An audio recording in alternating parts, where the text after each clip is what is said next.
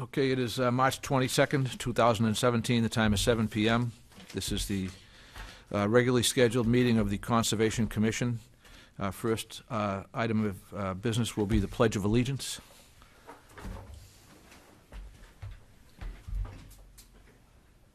I pledge allegiance to the flag of the United States of America and to the republic for which it stands, one nation, under God, indivisible, with liberty and justice for all. And before we get started, just a note, I'm chairing this meeting on behalf of Lou Napoli. He is the chairman of the commission. He is injured, and I'm acting on his behalf tonight, and we wish him a speedy recovery. The minutes, do we have minutes ready for approval? No, because we would have reviewed them and wasn't going to bother signing. Okay, so we'll go directly to the first item on the agenda, small project NACC number 183, 128 Dale Street. Anybody? Do you want to present your project? If you'd like to, just come up to the table in front of one of the microphones and just identify yourself and tell us what you're doing. And Steve Mason, 128 Dale Street. I just want to put in a new gas line from the street to the house. Just gas in the street, no gas to the house yet. That's it. Installation of a gas line. Yep. Okay. Jennifer, you've been out there, I trust? Yep, site's relatively flat. It's on the other side of the existing driveway. There is a delineated vernal pool, as you are all aware, from Barrington Place subdivision. This is between this lot and Barrington Place.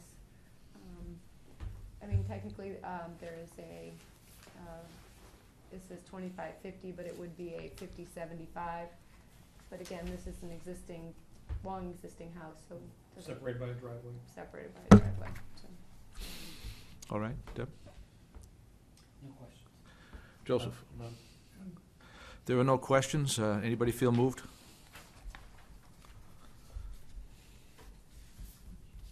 Would be a motion to, Small project type L, so move that we consider it a small project type L. Motion and a second? Second. Motion and a second to consider this a small project type L. All those in favor say aye. Aye. Opposed? And It is- I move that we approve the proposed small project with condition for post-construction inspection. Motion, second. Any further discussion? There being none, all those in favor say aye. Aye. Opposed? And that's unanimous. You have it. Excellent. Thank you very much. Could I just ask you what type L means?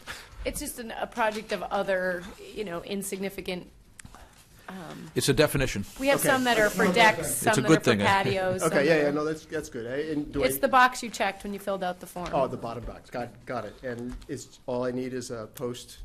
I'm gonna write it up, but it'll Oh, just say okay. when you're finished with the work that you, let us know so we can come make sure everything's as you said it would be. Excellent. Thank you very much. Yeah. Thanks for coming by. All right, we're going to move on to public hearings. Request for determination of applicability. First one is Water Street, and it's described as multiple streets, Columbia Gas of Massachusetts, Merrill Engineers and Surveyors. Good evening. How are you, sir? Good, how are you? My name is Dana Altabello. I'm with Merrill Engineers and Land Surveyors. I'm representing Columbia Gas of Massachusetts. This was the Water Street one, is that correct? Yeah, I'm just getting to the plans down the end here. Oh, we can go through the photos if you wanna. These are just different vantage points along the route of the areas that are going to have the gas mains replaced. There we go. I believe this is the natural heritage map, just kind of shows the streets that are going to be impacted by the work. This RDA is for the replacement of an existing 4-inch and 6-inch gas mains along the streets shown there, which consist of Water Street between High Street and Clarendon Street, along Wiley Court, Bixby Avenue, Saunders Street, and Cleveland Street as well. The wetland resource areas, which you can kind of see, I think it might be on, this is the FEMA flood zone. There's no FEMA flood areas within the limit of work. This is the first wetland map. The wetlands were delineated by Brad Holmes of Environmental Consulting and Restoration in January of 2017. In total for this project, approximately 7,600 linear feet of pipe will be replaced. Only a smaller portion of this will be within the 100-foot buffer zone along a portion of Water Street. The installation will be done using the open trench method. This involves the contractor opening up a trench approximately 2 to 3 feet wide and somewhere about 4 feet deep or so. The new pipe will be placed on a clean sand bed, and then it'll be backfilled up to existing grade. The contractor will only open up the length of trench that they can install the new pipe in and backfill within 1 day's work, and then they basically leave everything, it's all brought up back to grade. They may leave a steel plate over the end just so they don't have to worry about damaging it when they go to excavate the following day, but generally it's all back up to grade. No work will be done during rain events, and no stockpiles will be left within any buffer zones anywhere on the property or along the routes that will be replaced. The erosion controls will be installed down gradient of all work within the buffer zones. This will be done prior to the beginning of any work along the routes. And filter fabric will be installed below catch basin grates for any catch basins that are in the area of the proposed work. I think that's pretty much it. If you have any questions, I'd be happy to answer them. Well, Jen, you've been out there, I trust. Yeah, I mean, all the areas are flat. I didn't confirm any delineations because Yeah. it's all so far away. It's Yeah. not really Right. any reason to go. The only ones I did look at were the next one on Peters Street. But, Okay. I mean, these have an Wetlands Protection Act exemption under 10.02, 2B, 2I, I think it is, and I put that on the forms. Yep. As long as they're opening them and closing them within the given day. Okay. So I don't really have any concerns. I would say once erosion controls are out, we would inspect those. We typically require silt sacks. I mean, it's pretty hard once you put filter fabric under a grate to get it back out. Sure, okay. But, you know, again, you can kind of move them as you go. I don't think you have to have them, you Right. know, hundreds of them out there at any given time. Sure, no, that's fine. We can certainly, I'll make them aware of that. How long will this project take to complete? It's more, I could get you that answer. I don't know it off the top of my head. It depends on who the contractor is and what their, if it's a push, then they may have a huge crew on there and it maybe go quicker. It's, you know, generally it's within a month and a half, something like that for a project this size. Sure. Joseph? They typically open up the trench, what they're gonna lay in a given day, and they backfill it as they go. That's correct. But they don't pave it every day. They're gonna pave once a week, typically. Typically, they actually do it at the end of the day. They'll, if it's within the paved roadway itself, they'll bring it up to grade, and then they will pave it down to base course or whatever. So if we made a condition to that effect, is this an RDA and we might do negative? This is an idea. That's correct. And they are looking for a negative. Because they're not gonna typically pave it every single day. I'm just saying, they're gonna bring it up to grade, they're gonna let the wheel traffic hit it, and they're gonna pave it once a week, and then they're gonna do a permanent restoration at the end of the project typically. Trust me, I've done enough gas company work in my profession. And that's regardless of whether the gas company does it themselves or whichever contractor, the half a dozen or so who do this type of work on behalf of the gas companies. That's their standard procedure. And the soil, and the stockpiles of materials, not so much the pipe concern, but just the protection, even if it's in the work area, silt sacks in the basins, but if they're using someone's parking lot or borrowing someone's parking lot, to make sure that those basins get properly protected too. That's where this becomes an impact after the fact, and what becomes a negative determination suddenly becomes an enforcement order. I'm all set. Anybody from the public here? Questions, comments, concerns? No one answers. We are looking for a -3 under the bylaw with pre- and post-construction inspections, and a -5 for an exemption under 10.2. Say it again. filings are the same? No, they're all They're one two filing. separate filings They are separate filings. in the different locations. Yeah. I mean, I'm fine if we just vote on this, and then we can just look at the next one and vote on that, if that works for you. It's I up to- move that we grant a negative determination for the work proposed for gas main replacement in the Water Street project area, multiple streets, with the following conditions: that a pre- and post-construction inspection be conducted, and specifically with identification to use of silt migration control devices in catch basins, and that the stockpile areas be identified and properly protected. Second. Motion and a second. Any other discussion? There being none, all those in favor say aye. Aye. Opposed? They amended, Amendment. in just on the own testimony, that the trenches be patched daily. Yeah. Second. The amendment is incorporated into your motion. By patched, you mean just covered, or you're not saying paving? You want They them, typically backfill and compact and leave it there. Yep. But I heard the applicant say that they don't, they do daily cover, daily patch. Okay, Which, so- if that's what they do, then. That's what they've told us, that they want, Okay. so yeah, so we've actually put we'll- that in we'll the, condition if that's what they do. okay. Great. So when I called the vote, I believe I had a unanimous, okay. thank you very much. We have a Second Street, Peters Street. Do we need a separate motion for Peters? Just, did you Just the do resource areas that we notification, usually there, right? a butter notification, or is it not required on these? Not required. We need to notify the commission, but we kind of use the RDA to notify the commission of the work. So does that Okay. require a motion? I guess I'm just a little concerned, that they didn't do a butter notification, because it's the bylaw that requires it. I know you're exempt under the Wetlands Protection Act, but it's the bylaw that requires it. I don't recall in the past if we've done, I don't think has the gas company done a butter notification? Well, Oops. It's, if on I an may- exempt activity, I'm not aware of it, but Exempt under the. Under the- Wetlands under the Protection Act. Not Not under the it's bylaw. not under the In bylaw. fact, it's under an RDA, under the Act, you don't have to notify abutters, but under our bylaw, we have to notify abutters. That's the.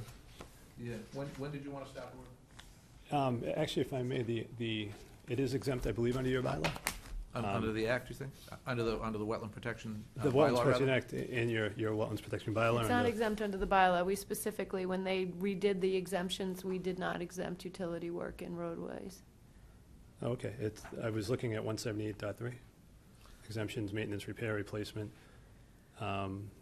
without substantial change or enlargement existing lawfully located structure. Right, I guess I'd have to look back at one of the other ones, because the commission, when you don't replace in kind, in place, because you do these in different locations and often the pipes are different, the commission had made the determination that they didn't consider these, when they're in a different location, that's why the gas company has always filed. Because if it was Okay. replacement in kind, then it would be exempt and you wouldn't even have to file, so. So let me ask the question, maybe we can just clean this up quick. When did you want to do the work? I haven't heard the actual schedule. They have been checking on this one, so I'm sure it's coming up. Would there be any issue to continue it to the next meeting and just to mail out notices? It would be a lot of notices. for Yeah, that's 300 feet the other within a issue line. with this. So what do you propose? An ad? Well, they did a legal ad, They did a legal ad. right? Yeah, we always do the legal ad. I think that that's sufficient. I'm just not sure Was how it we've done actually- others. Was it Mass Electric, or was one of the other underground utilities up the? Mass DOT is exempt on their Not Mass roadway. DOT, it was, we were doing a bunch of conduit work, and they were miles and miles of roadway, if you remember, about 4 or 5 years ago, 3 or 4 years ago. And we, given just the sheer magnitude, I thought we allowed them to do some sort of mass notice as an alternative. recall that. Yeah, I recall that. I remember that. What's the subdivision behind you? Where the swimming pool was? Right. Lancaster Road? No.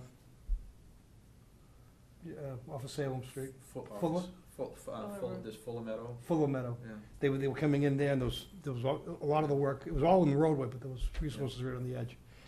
And we did, and that was just one part of it, it was miles and miles of conduit work that they were doing that year.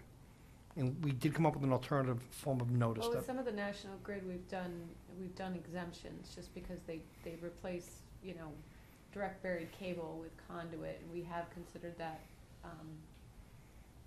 to be replacement in kind. They I guess they're saying I don't have an issue with it, I just Well, bring it up they because placed an ad. I thought Columbia Gas had done notification in the past. Well, hold on, but Columbia placed an ad, right? That's Yes. correct.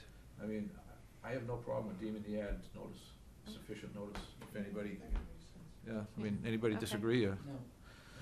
I think it's fine, too. Okay, good, let's move on from that one then. Okay, so Um, we're voting on Peter Street at this point. So, just the next one is The only Peter difference Street. on this one compared to the other one is we have a resource area directly adjacent to the project with no curbing. So in this instance, they're proposing erosion controls? They're proposing erosion controls in all instances where soils could migrate to the wetlands, so. That's correct. Okay. That's shown on these maps? Yep, your straw wattle and we usually require no plastic netting, so you don't get critters caught in it. Sure. That's usually our only difference in your spec versus ours, but I would put that in our, Okay, so something more like a fiber roll or, yeah. okay. Any other, So, anything else? just to keep it simple, the same motion they made on the last Same one. motion. Second. Same motion, same second. Any further discussion? There being none, all those in favor say aye. Aye. Opposed? That's unanimous. Thank you very much. All right, thank you. The next item on the agenda is 242-1701. I obviously have a conflict with that, but it is not intended to open. It has been opened at a prior hearing, it's just being continued. Oh, it already had been opened? Okay, Continued to the next, to 4/12. I get it, okay. So moved. Is there anybody here for that? Are there any abutters here for that? And just for the record, no abutters answer, so. I think administratively, it just continues. We can't vote even the continuance. No, I just wondered if anybody was, I think you have Yeah, a no, I- quorum of the commission president, right? Isn't that usually what it is? I would have to recuse, but I'd rather just do it this way. And there's nobody here anyway, Let's so, vote it anyway, just to get it on the Yeah. record. No. To continue. with me abstaining. And Doug seconded. All in favor? Aye. And it's continued. All right, and for the record, no abutters answered. Got it. All right, now we're at the notice of intent phase, 242-1689, request to continue to April 12th, 2017. So moved. Motion and a second, all those in favor say aye. Just curious, have they filed that paperwork that we convinced them they needed to? Yes, well, no.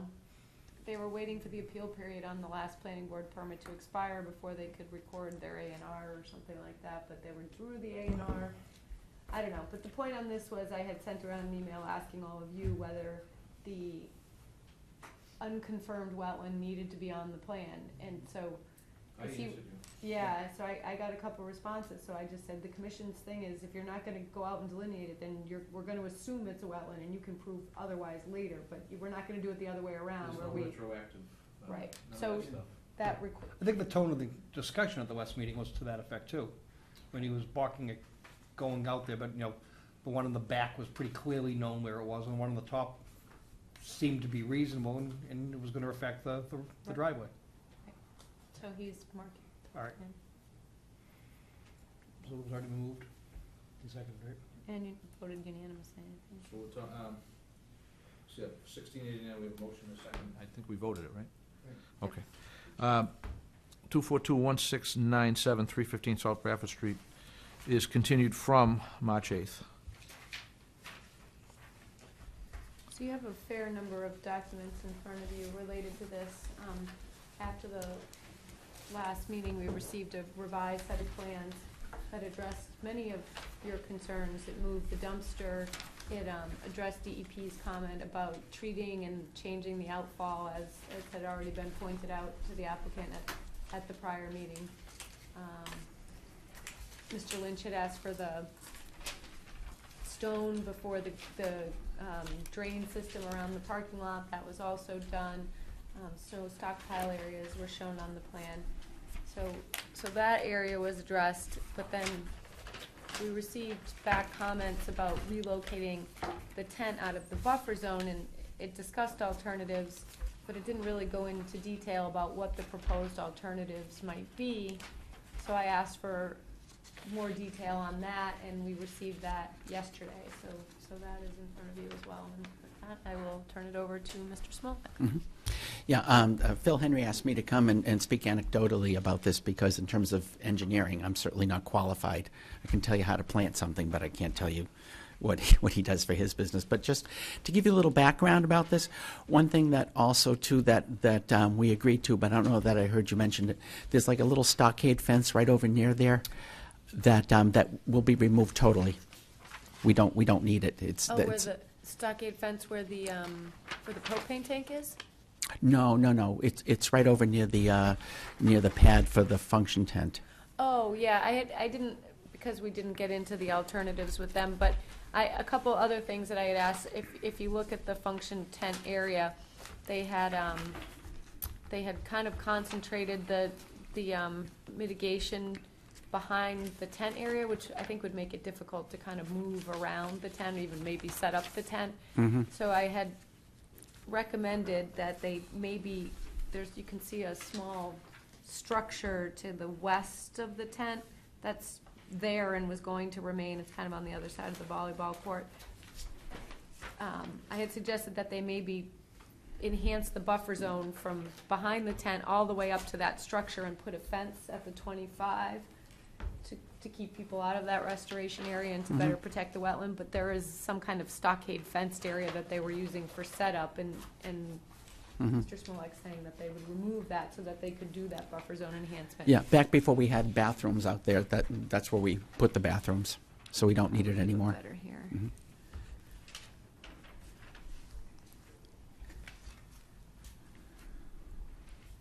So, okay on the enhancements?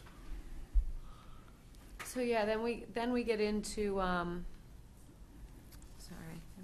So over the farm stand and this proposed additional structure where the greenhouse was, we're satisfied at this point that everything we talked about, that they've been incorporated. They have incorporated. So we The are only not other thing I focusing on- said that I commented on in that particular location was where the dumpster used to be and will now have restoration was to put no snow stockpiling signs in that location and maybe some wetland markers on posts so that Yeah. the snow would end up over to the left where we want it and not, plowed straight on into the new restoration area.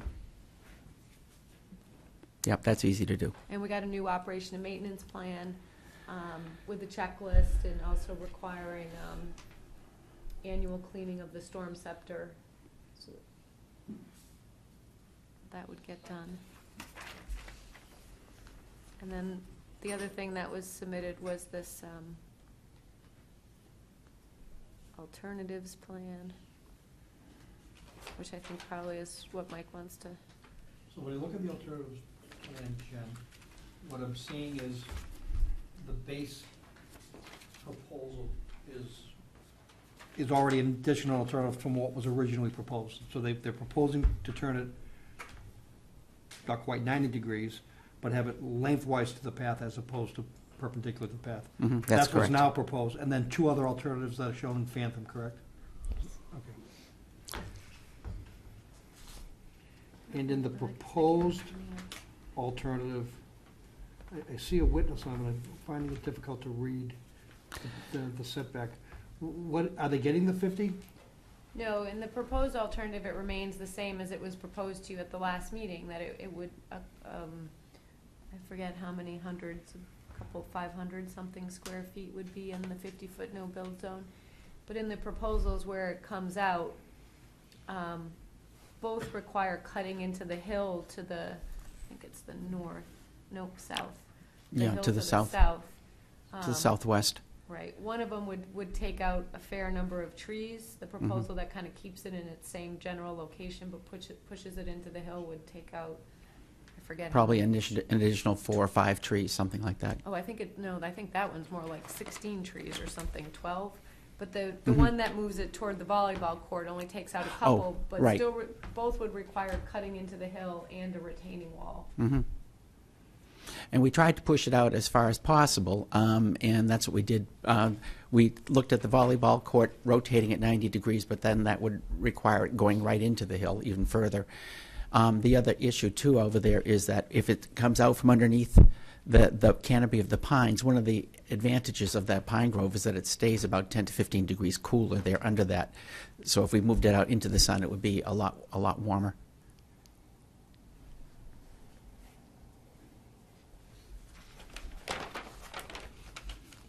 And just to give you a little bit of background on this whole area, and I'll be brief about it.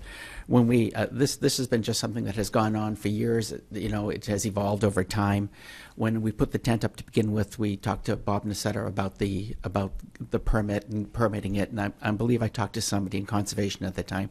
It's been a long time, so I really don't remember very, very well. But usually, my habit is to, get in touch with the people in town and find out what exactly we're supposed to do.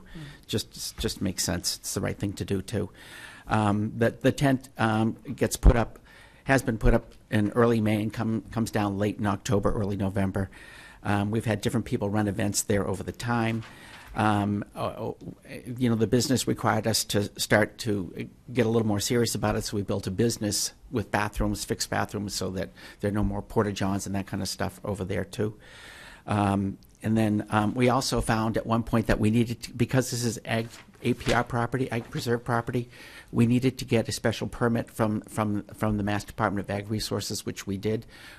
They came out, they reviewed the stuff. I review stuff, anything that goes on APR property with them, and they were very, very happy. The whole point with how they look at these things, what they try and do is they try and make sure that we don't denigrate prime and important soils. And so they said that this spot was really a very good spot for us to use, because we looked at other areas to put the tent, we looked at the orchard and different things, but that would take away from our growing. It also takes away from the spirit of the APR program. But they were pretty happy about it. In terms of farms don't necessarily make it just on growing things anymore, so we have to rely on ag tourism as part of it. And a couple things.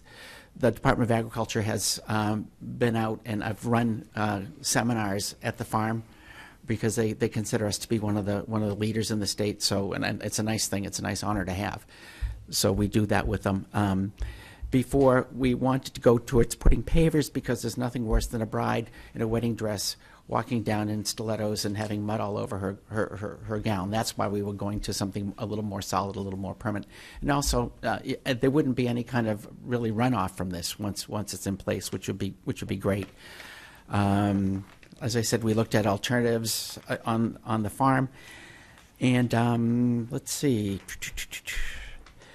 Yeah, and just in terms of we have things booked already that are going to start early in May, so we're trying to get this done. Of course, unlike everybody else, I'd like to have it done yesterday, but the sooner we can get it done, the better. And upon your hopefully approval, Phil said that you could condition these things to make sure that things go the right way. And Jen and I have always, I think fair to say, worked pretty well with stuff, getting things done.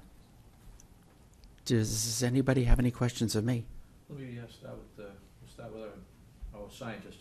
Are you good, Jen? Good with the movement of the buildings and everything? I mean, when I first saw the I asked for more on the alternatives, because their first section that they gave us, if you look at the first round of comments, wasn't very detailed on the alternatives analysis. I felt that they needed to do more to prove that they couldn't get it out. I mean, ultimately, granting the waiver is up to you, and I know how difficult that is for the commission to do. I didn't know if you had any more history. What else has been done in that area? I think we talked about the animals used to be on that side of the farm. Mm-hmm. That there's always been some kind of use of this area that, Mm-hmm. because some of the commissioners, thought you had just started using this area, that the Oh, no. area is pretty compacted, pretty well. There's no buffer zone right now. Mm-hmm. So if he did plants from behind there all the way around on the 25, all the way up to that building where it says building protect, that small building on the other side of the volleyball court, that would be quite a buffer zone enhancement project. It's certainly more than, the buffer zone as shown on this plan is more than 2-to-1 protection per your requirements to mitigate for incursions into the no-build zone. The alternatives would be would have substantial earth, he doesn't propose to do any earth-moving activity as part of this. Mm-hmm. Anything else would require excavation. So, I think he's definitely, and I think the other thing that, it is a large parcel, but, now that this is where the plumbing is, where the electricity is, it's not like you could pick this tent up and locate it anywhere else Mm-hmm. on the farm just to get it out of the 50-foot no-build zone. Gotcha. Okay. No questions. Joseph? I guess first concern is we got to mentally, or we maybe even structurally, get beyond the waiver on the 50-foot. Is it a structure? Is it not a structure? Whether it's temporary or not, I think it's a structure. So I think it's a waiver no matter where we go. And if we get to that point, and we're looking at the preferred alternative, the cross-hatched one, because the other two do in fact get into the slope, and I don't think are more advantageous than what the original proposal was. But I guess understanding, I've never seen the structure, so what we are proposing is a sloped tent, a ridged gabled roof Sure, tent. we've had it there for quite a few years now. And it's the long length of the building where the ridge will follow. Right. Meaning left and right of that ridge is where the two gutters or eaves would be on the tent. Correct. So what I'm not seeing is so I'm seeing porous floor. Mm-hmm. So if somebody spills something, I mean, it's basically when the tent's not up, it's porous It's porous. for the atmosphere. But when Right. it's in use, it's porous just for the patrons who use the floor. Right. Mm-hmm. Leaving then a structure of some pretty good size without what I'm seeing to be any sort of formal drainage collection. So roof gut, a drip line, if you will, either eave parallel to those edges of the eaves beneath it, two drip lines with subdrain or drainage pipe in it to capture that and to move it to the area. Sure. That is what I'm seeing. He's got details on the other sheet that you could use to build it, but those were really intended for the other site. So if he makes some sort of showing of, in the plan, that's what he's proposing doing the eaves, and make reference to those other cross-sections. Sure. Yeah. But it's That's- L-shaped. That drain is for drainage coming off the hill toward the structure to get it around, so that isn't for the roof. Only off of one shed, Right. the other side So shed you want a drip edge on both sides. Mm-hmm. I mean, I think Yeah, that's Phil fine. said he could do the plan. The way the commission works, if they were to approve the project tonight, I would draft the order of conditions for the next meeting, which gives him plenty of Sure, time to great. make changes to the plan. Mm-hmm.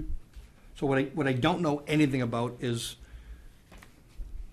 on your particular site, but my son was in fact buried in a tent out in the Berkshires. Okay.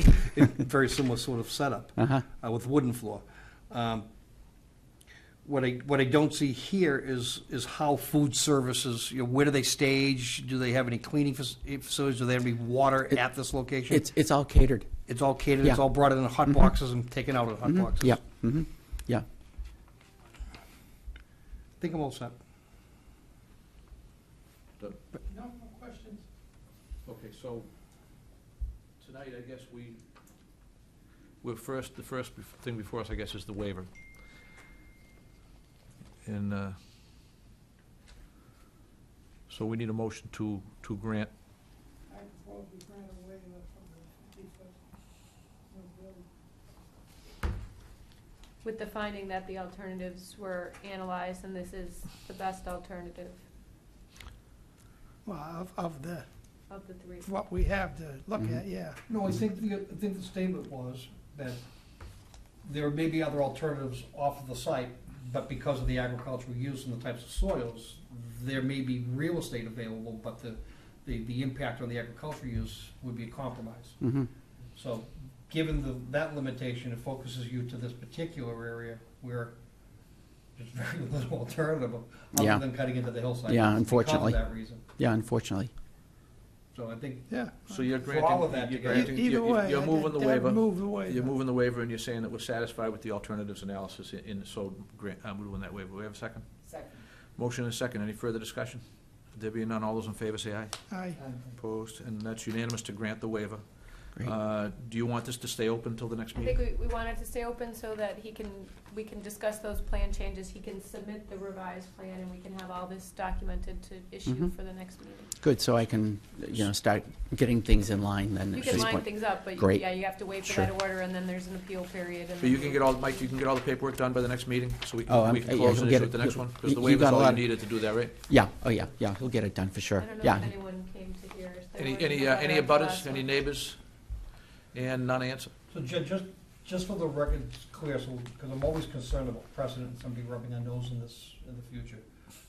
So we considered the alternatives analysis and we considered the waiver because there was already previously a structure Previously activity in the location. in the location. Well, It there was are- moved there are further current- away. There are currently structures out here. Well, that was actually a livestock area Right. Yeah, before. We've let him Mhm. move the livestock area That to was- the other side. yeah, that was a under livestock No, I'm area. talking about where the tent previously was. They've pulled it further away. The tent More so. has never been a permitted use, but it's never had a permanent structure underneath it. We didn't permit the tent. For good or for bad, we never did. mhm, But I guess to me, what's more important is that there was prior use of the area by the the farm. And the restoration is a net improvement, so I want to make sure that by distinguishing all those things, that there is no, it's a separating precedent from I will, anybody else. I will make sure we have a good finding section that Good. documents all the Mhm. reasons why the waiver was granted, because as everyone knows, it's very rare for the commission to grant a waiver of Mhm. the 50-foot no-build zone, very rare. That's why we're here. Mhm. All right, so anything else before we continue? Anybody? Move to continue. Thank you. Motion and second, all those in favor? Aye. Opposed? Mhm. And yeah, continue, Good. thanks. Good, thank you very much. And also, too, this year, we're having our 90th anniversary of owning the farm, so That'll be keep your exciting. eyes out in June. Okay. You can only have, what, 2 or 3 out of the 7 of you there? Are you inviting us to the party? Yeah, of course, of course. It's 90th of owning it, but how long has the farm been in function? Well, it's kind of interesting. 300 Longer than that. 300 years. 300 years or so, yeah, yeah. Well done. Great, well, thank you very much, appreciate it. I'll look for that invitation in the mail. It will be there. You get it personally, how's that? Thank you. All right.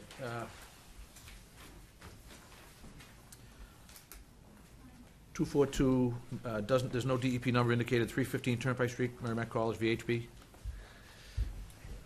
Do we have a DEP number, or We didn't as of yesterday, I didn't not yet, see not it. yet? Still waiting on DEP? Yes. Okay.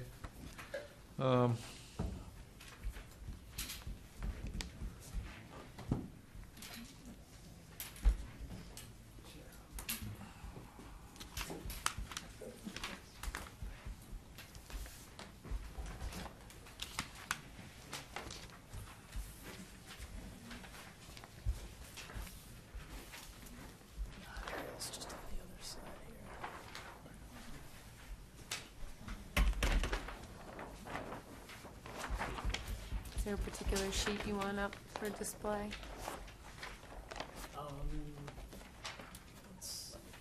I'm downloading, but this is quite the file. What page are you on there? Of this? This is an overview. I don't believe this is in the plan. Oh, okay. All right, well, we can start with yours and, oh, There'll be a couple we're of downloading. others that we'll flip up there. Here we go.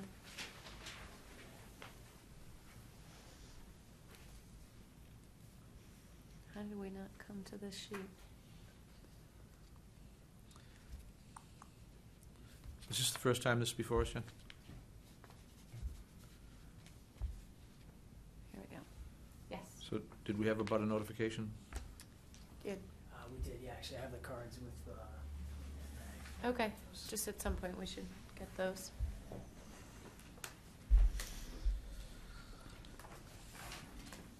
Does anyone want the full site plans up there, or? Try to work from these, but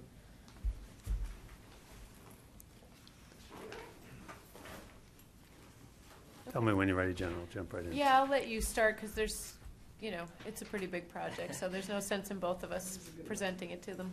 It is a big project. For the record, my name is Chris Huntress with Huntress Sports, landscape architects out of Andover, Mass. With me tonight is Jeff Cotteritz with VHB, who's our civil engineer, and Laura is our wetland scientist. We've also got Jim Chiavelli with Merrimack College, who's in the back as well. What I'm going to do is take you through a brief overview. This is a project that impacts both Andover and North Andover. We were in front of Andover last night with their conservation commission, and we've had at least one joint meeting between Jennifer and Bob Douglas, who sat together to review the project and talk about kind of the broader scheme of things, such as the overall impacts and stormwater management and peer review and those things, which I'm sure we'll get into tonight. But let me jump up.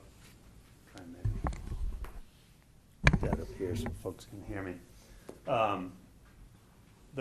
The bulk of what we're going to talk about today, jump over to this side, is the athletic district, what we call the athletic district here. This is obviously an overview of Merrimack College. We've got 114 up here, 125 here. This is the newly expanded ice rink, the Volpe Center here. The access comes in off 114 this way, comes in and around. The improvements that you're seeing are what we're calling the athletic district. And it starts here and kind of heads down throughout the district. The biggest impact is a new track and field, an 8-lane, 400-meter track. Right now, presently, the college does not have a track and field. They have a track team, and they've actually got a national champion split quarter mile, but they do not have a track. So this is a proposal to add a running track with a synthetic turf field on the interior. There are viewing areas on this side and bleachers on this side, and a field house building on the far end. Kind of moving south, if you will, throughout this project, there is a slight impact of the baseball field in the left field corner from the location of the bleacher. So there's a rotation. I've got a plan that will show this, where we leave home plate where it is, but we basically rotate it 5 degrees to enlarge that, or lengthen that left field foul line a few feet. And that does have some minor shifting down in here as it relates to the wetland line, which runs just within the forest edge here. But in that improvement that happens along here, there's an existing outfield fence that does not move. So the changes are all on the inside of the outfield fence, which are in the mown area that's now be the baseball field or warning track area, not beyond the limits of the fence itself. And then the town line, which runs approximately right about through here, with obviously North Andover being on the north side, Andover being on the south side, leaves this final bit of the project, which is lower field. It's Martone Viejo Field, and it would be it's an existing synthetic turf field. We're doing a couple things to it. One is we're going to replace the synthetic turf. The second is we are displacing softball, which now presently has a home right here. We're going to move it down to this location and bump out the corners of that existing field so that it can accommodate a softball field within the limits of that field. Very little earthwork at all occurs here to make that happen. It's really just about a 15-foot bump out around the corner. And then the body of the outfield is within the existing turf, and the infield within the existing turf that's there now. And then finally, the last piece of it is a boardwalk connection through the woods here that brings you down to the parking lot and over to the dorms. This is an effort really to, and this is again in Andover, but an effort to formalize what is a pathway through the woods now. And this is a large parking lot that kind of comes down through here, and a lot of folks come through and cut through the woods kind of informally in this location. This is a kind of a red maple swamp, but a lot of it's dry wetland, if you will, or I wouldn't say that came out wrong. Not dry wetland, but it's wetland, but it's not a swamp. So you can traverse and walk through here and make it to the other side. So the idea is to add a boardwalk as unobtrusive as we can to accommodate access and handicapped accessibility from this parking lot all the way along a new walkway here and up through the district all the way up to the Volpe Center. So if you'd like, I can take you through each one of the pieces, the track and field and the baseball field, or I can answer any questions that you might have at this point. Well, I think the overview was good.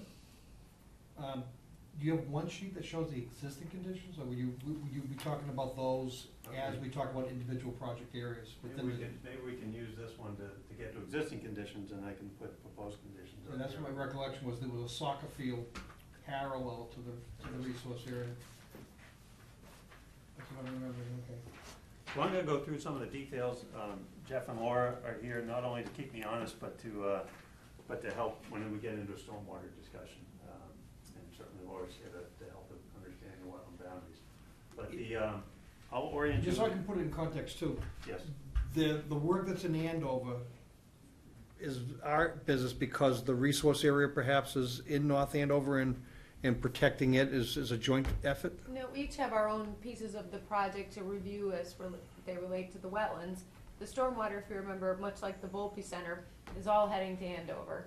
And so they have a master plan. Exactly, right. That accounts for what can be built within what that basin can basically handle and how much of the site can be built out in accordance with the way the stormwater was sized. Mhm. So if you are on board with this, Andover is going to do the third-party peer review of the stormwater, which I think they did for the Volpe Center Yeah. as well. Lisa Volpe did Center some and the site Downs project. review of the Okay. Volpe Center based on the impervious areas that were The gonna stormwater drain. management aspect of it is far more of an issue for Andover, and even Right. if we reviewed it, they would probably So we want to would review it get separately. That review would be copied to us, but they're gonna be ultimately the ones receiving the water, so they're gonna conduct a review for both towns Okay. and share that with us. Okay, so now that I'm clear where the jurisdiction's going to lie, then you can Yeah. pay attention in a different way. Right. So the bulk of the construction, I'd say probably 85% of it happens in North Andover, but the stormwater flows across town boundaries, obviously, and terminates or comes down in Andover, which is why they were mostly concerned about stormwater. But that meeting went well last night. They have engaged Janet Bernardo correctly. Yeah, she's been Horsley really Witten. involved with the previous peer reviews, and I believe in the original master plan, when they established that in early 2000s. So she is on board for the Andover piece, and if, if agreeable with you, would concurrently review. What is her name, Jen? Janet Bernardo Janet. with Horsley Witten Group. Yep. And she was the one who was involved right from the onset. Maybe your plan here, Jeff, is everything I have. All right, as well. So to orient everybody, I'm going to point you to this three-legged building here, which is called Ash. It's a dormitory, and it shows up right here on this plan as well. Softball field that you see here, the infield sits right here, orients this way. So this is the Volpe Center, there's the softball field, there's Ash. And Jeff, help me understand, these orange is the wetland boundary? Yeah, so the orange, just a quick run here, the orange is the wetland resource boundary. The green here is the current limits of vegetation. One other thing we had flagged, there's an existing fence that runs just about along the edge of the practice football field to the right there, which is essentially this edge here. So the green is the current limit of the fields in Limited place. clearing. And the blue is the 100-foot buffer zone. So in locating this and in designing the site, we've done a couple things. And first is just a little bit of history. If you guys will recall, maybe 4 or 5, even as many as 6 years ago, we came in front of the commission to resod the practice soccer field, which sits right in this area. And at that time, the commission asked us for better delineation, if you will, of where the edge of maintenance would be. So there was a chain link fence installed along this edge, which is roughly at that limited clearing that Jeff referred to. And that was really so that there wouldn't be any further encroachment into the wetlands. That chain link fence is there today. We don't come within the 50-foot boundary within the entirety of this project here, being the track and field. We do touch it a little bit down in the baseball field, and I'll explain that. But the intention is that we're staying outside of the 50 with all the improvements up in this area. So in taking you on a walk, if you will, down from the Volpe Center, you would come down through this drop-off and arrangement here, down either a set of stairs here or handicaps would come around, down through a concourse, which would come across a field house building, which would have concessions and locker rooms and storage facilities and a small function area as well. Over to a grandstand here, or bleacher, which would overlook the main field. The main field, as I said before, 400-meter track, straightaways on both sides. It's 8 lanes, so it'll be able to accommodate a full range of NCAA track and field events, pretty much everything that you could imagine. And then throughout this area, we've got long jump to triple jump, and down here we've got high jump and pole vault as well.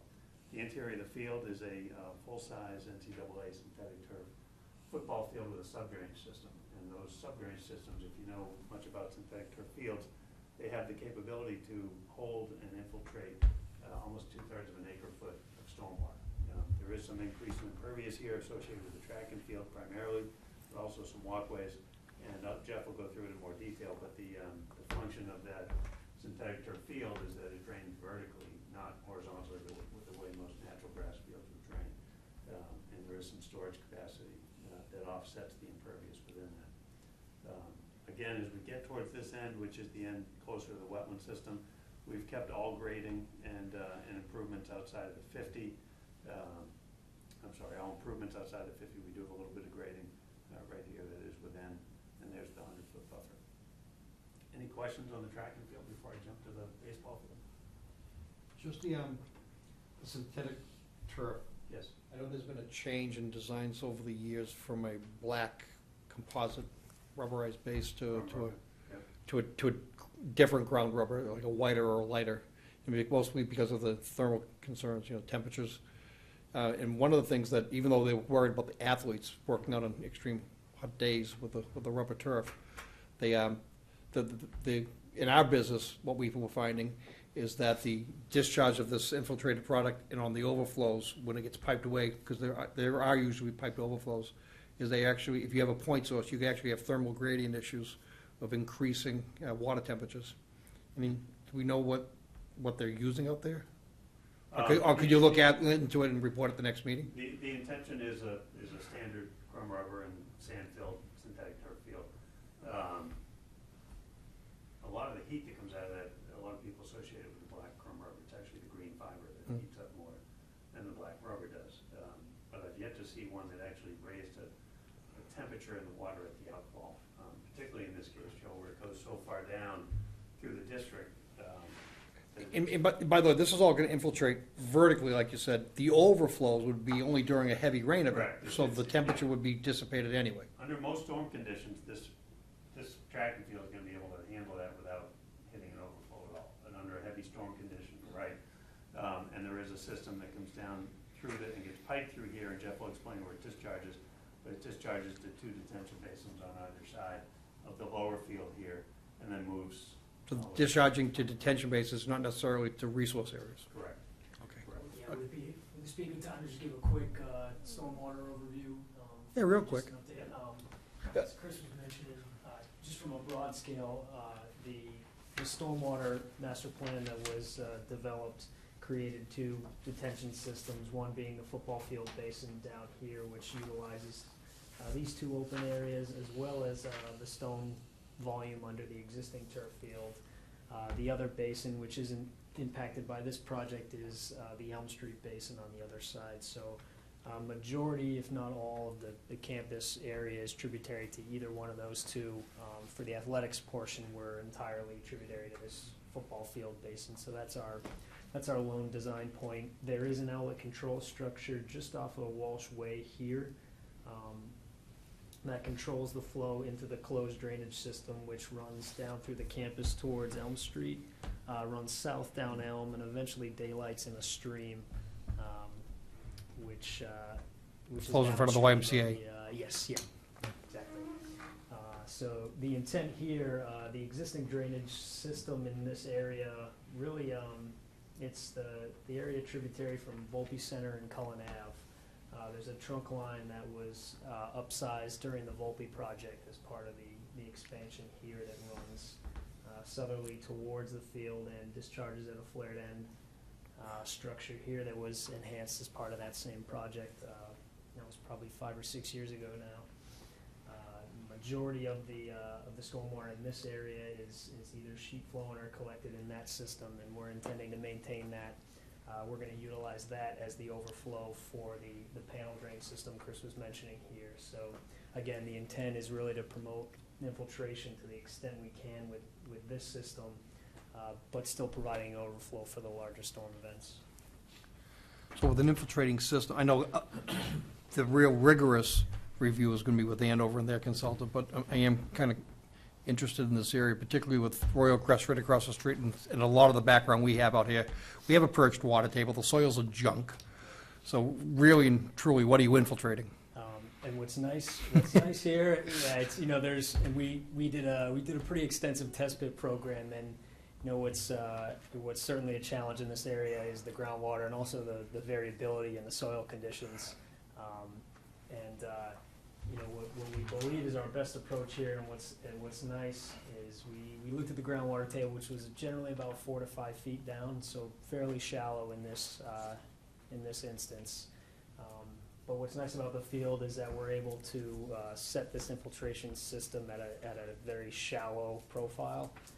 So really our bottom of infiltration system is only 12 to 14 inches from finished grade.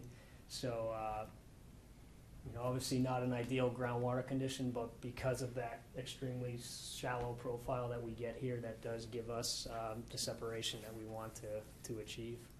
So more than 2 feet? Just Not about. more, yeah, just about. Just about. And in the report there, this is more to the variability issue. There were a couple test pits and some locations where there's not the full 2 feet. We are constrained from an earthwork standpoint and also from a site accessibility standpoint in the elevations of the field. So there are a couple, we did about 9 test pits that should be in the report. There were a few that have slightly less than 2 feet separation, but a majority of them do. Again, the water that's getting recharged in here is coming off of the track and field typically associated with stormwater system. So let me take you through a little bit, thank you, Jeff, let me take you through a little bit of the baseball field. Chris, can I interrupt you just real quick second here? Because we do have a large agenda, and Of course. I have some understanding, I just want to see if I have it right. The wetland line has not been reviewed yet? Right, with the deep snow cover, we thought about trying to review it if yesterday had turned out to be like a hot day, but when I was out on other sites, it wasn't like it was, melting a mile a minute. So I was tromping through snow on other sites. I didn't think it was any clearer over at Merrimack, so I figured we would review it when it made, I knew that with Andover doing review, and this wasn't closing in a meeting, that we would have opportunity to review it, and hopefully not under 2 feet of snow. So what you're saying is. So what I'm getting at is, Quick overview, and that's it. yeah, quick Wait for the line. overview, Chris, because we have I've got about 3 minutes left. We have a full room, and I'll give you a whole 3 minutes, and then we're gonna gong you out of here. That's fine. I just No, wanted- no disrespect, I recognize you from your years of town service, but What I wanted to point your attention to, because this came up in the TRC review, this is the baseball field. So we're just south of the track and field that you see up here. You can see the baseball field, infield. If you'll note on this, might be hard to read, but we basically held home plate and we've rotated the field by 5 degrees.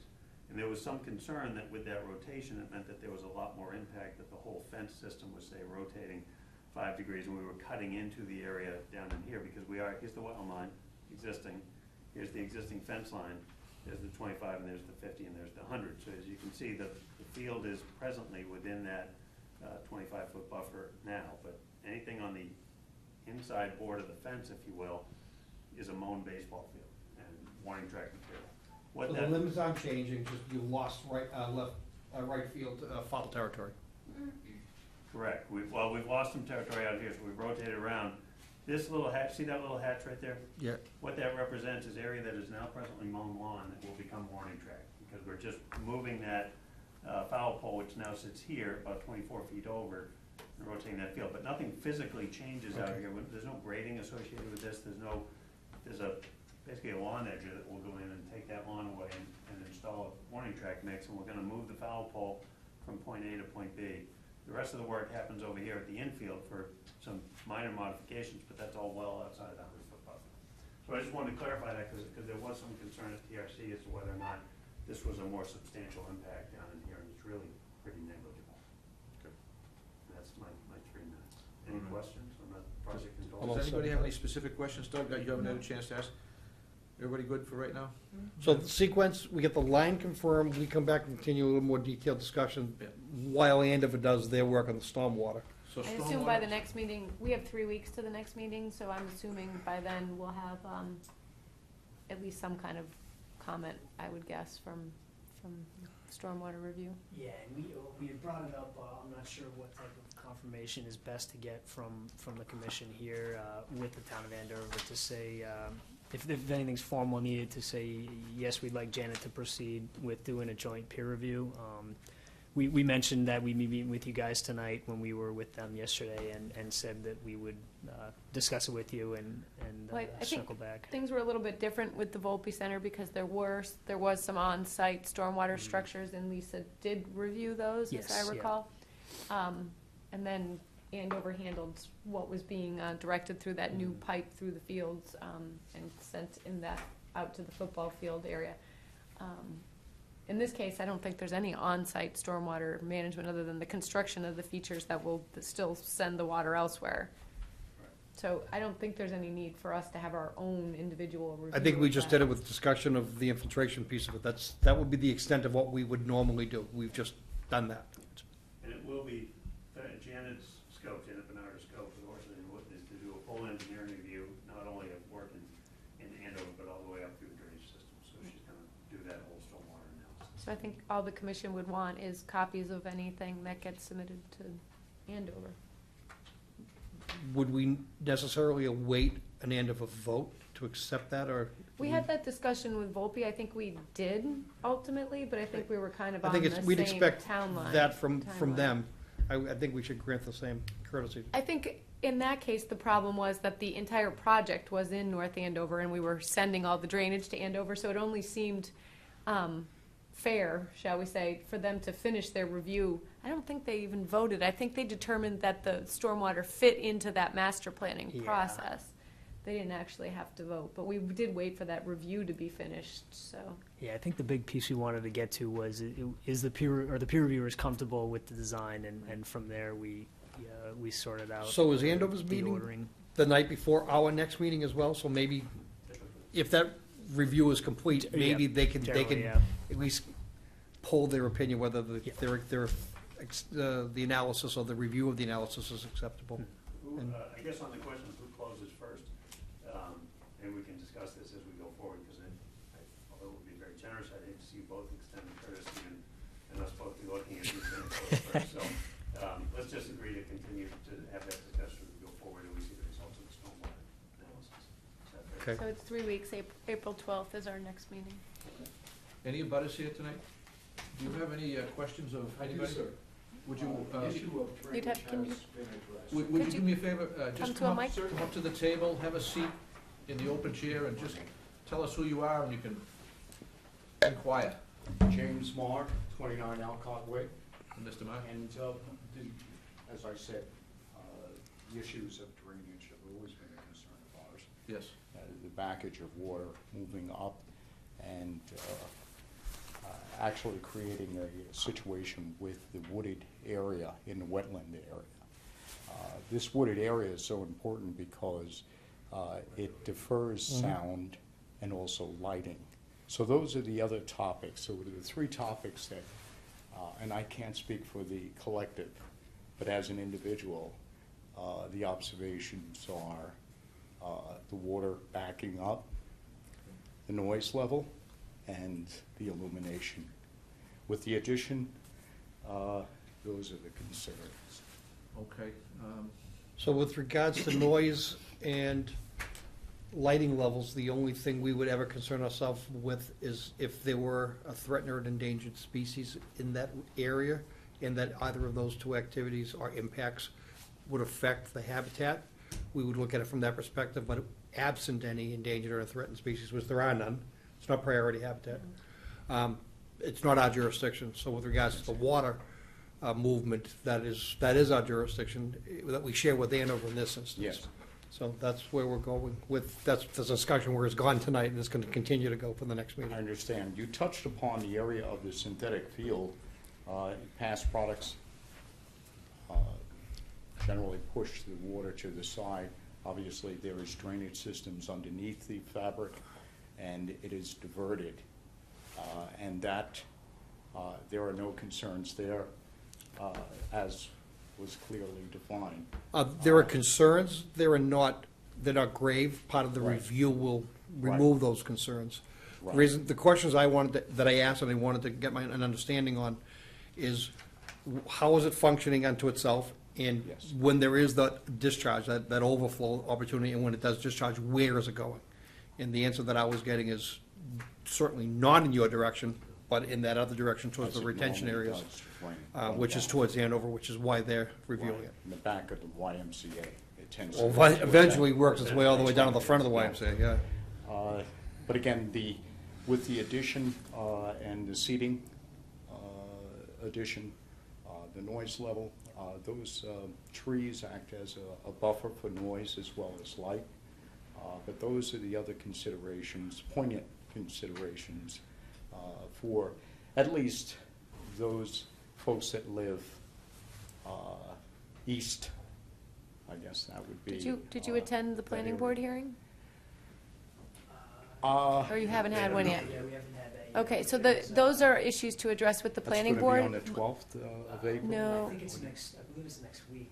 No, I our see. planning board met last night, so they won't be meeting till the beginning of April.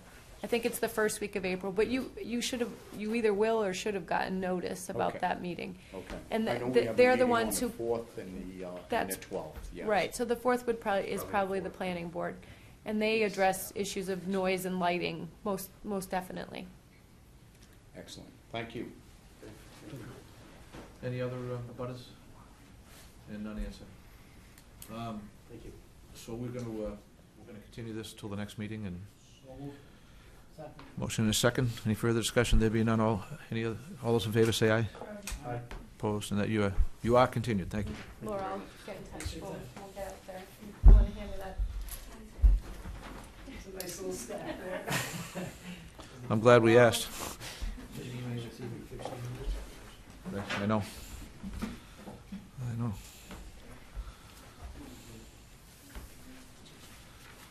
All right, we have 242, no DEP number, 1099 Salem Street, Marchand Associates. What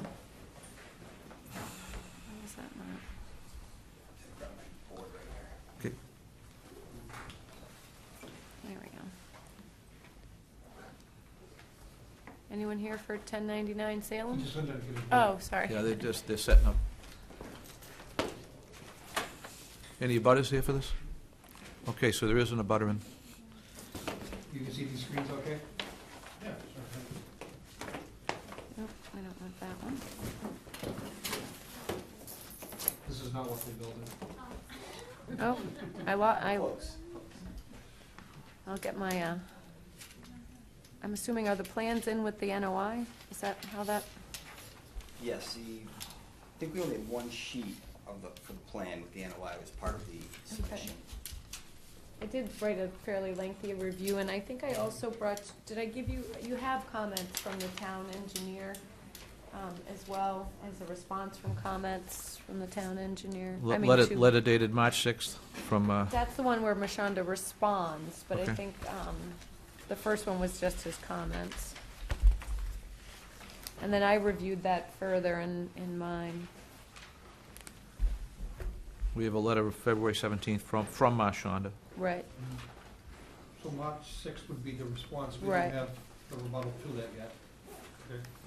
The last thing we have is March 6th. yep, those are the two. And then there's a disturbance plan, which probably mirrors this. The proposal is to demolish the existing house and put 2 new structures and septic systems on the lot. I was, at the request of the applicant, able to review this before snowfall. It's a very bizarre area, but mostly probably created due to the National Grid easement that kind of runs above it and is sort of, it's the old railroad. I just lost it again, so hold on, casting. So it creates that little area down by the driveway. There is also, not visible from here, is the wetland off to the side here, down in that little, you can see it down that little corner, is part of a vernal pool series that extends off-site. And they propose to stay out of the 100-foot buffer. But I'll, with the general presentation. Is there a locus for this? How far out Salem? Yeah, You should have a copy of. Yeah, It's not that's- far that- from the intersection with Boxford Road, Boxford Street. So the intersection where Salem Street goes to the right, Lawrence, Boxer Street goes straight ahead, and Yes. Foster goes to the left? Is that where you are? Yeah, you take that right onto Boxford, and it's short ways down on the right, Just maybe need to see the locus. less than a quarter Oh, mile. I can get that out of the NOI. All right. I'm not worried about that, I just want to, No, because it's strange terrain out there. So, yeah. this is a giant hill, this is on the backside, what's the subdivision that abuts it? That's a terrific question. It's right around the corner. Huckleberry? Huckleberry, So that's, yeah, you know where we are, the two hills. yes, Okay, yeah. so, that's not a great one here. There's Woodchuck Hill, and there's Here you go. Foxwood, Yeah, Pinewood, that's the one. Huckleberry. So there, it's right around the corner from Wood, it's on the backside of Woodchuck Hill. Well, the reason I bring it up is Foxwood. actually there's open space, there's deeded This- open space to the town from those two PIDs, and I wanted to see. This does abut some, Hill Parker land? Yeah, there it I is. think It two. does, it abuts it. back. Up and back, It yeah. abuts the open space, it abuts the town's open space, So okay. that's the map right there, Yeah. you can sort of get a sense. Yeah, so Working on the it. back and on the Behind left you, side. yeah. Actually, the town's map actually shows the open space in the lot. Mhm.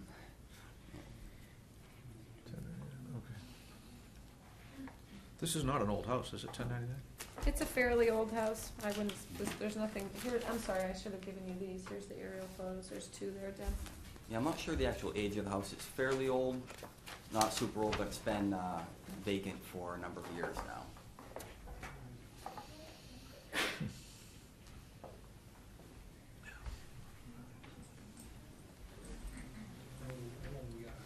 I know. I know where we're at. Okay. Okay, Jen. Oh, so if anyone wanted to actually.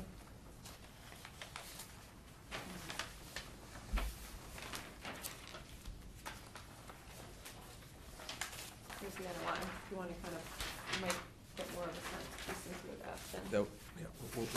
We'll all take a look at it. All right, Jen, we ready to kick off, or do you want to start? Well, I sort of just did. I have Yeah, reviewed the wetland line.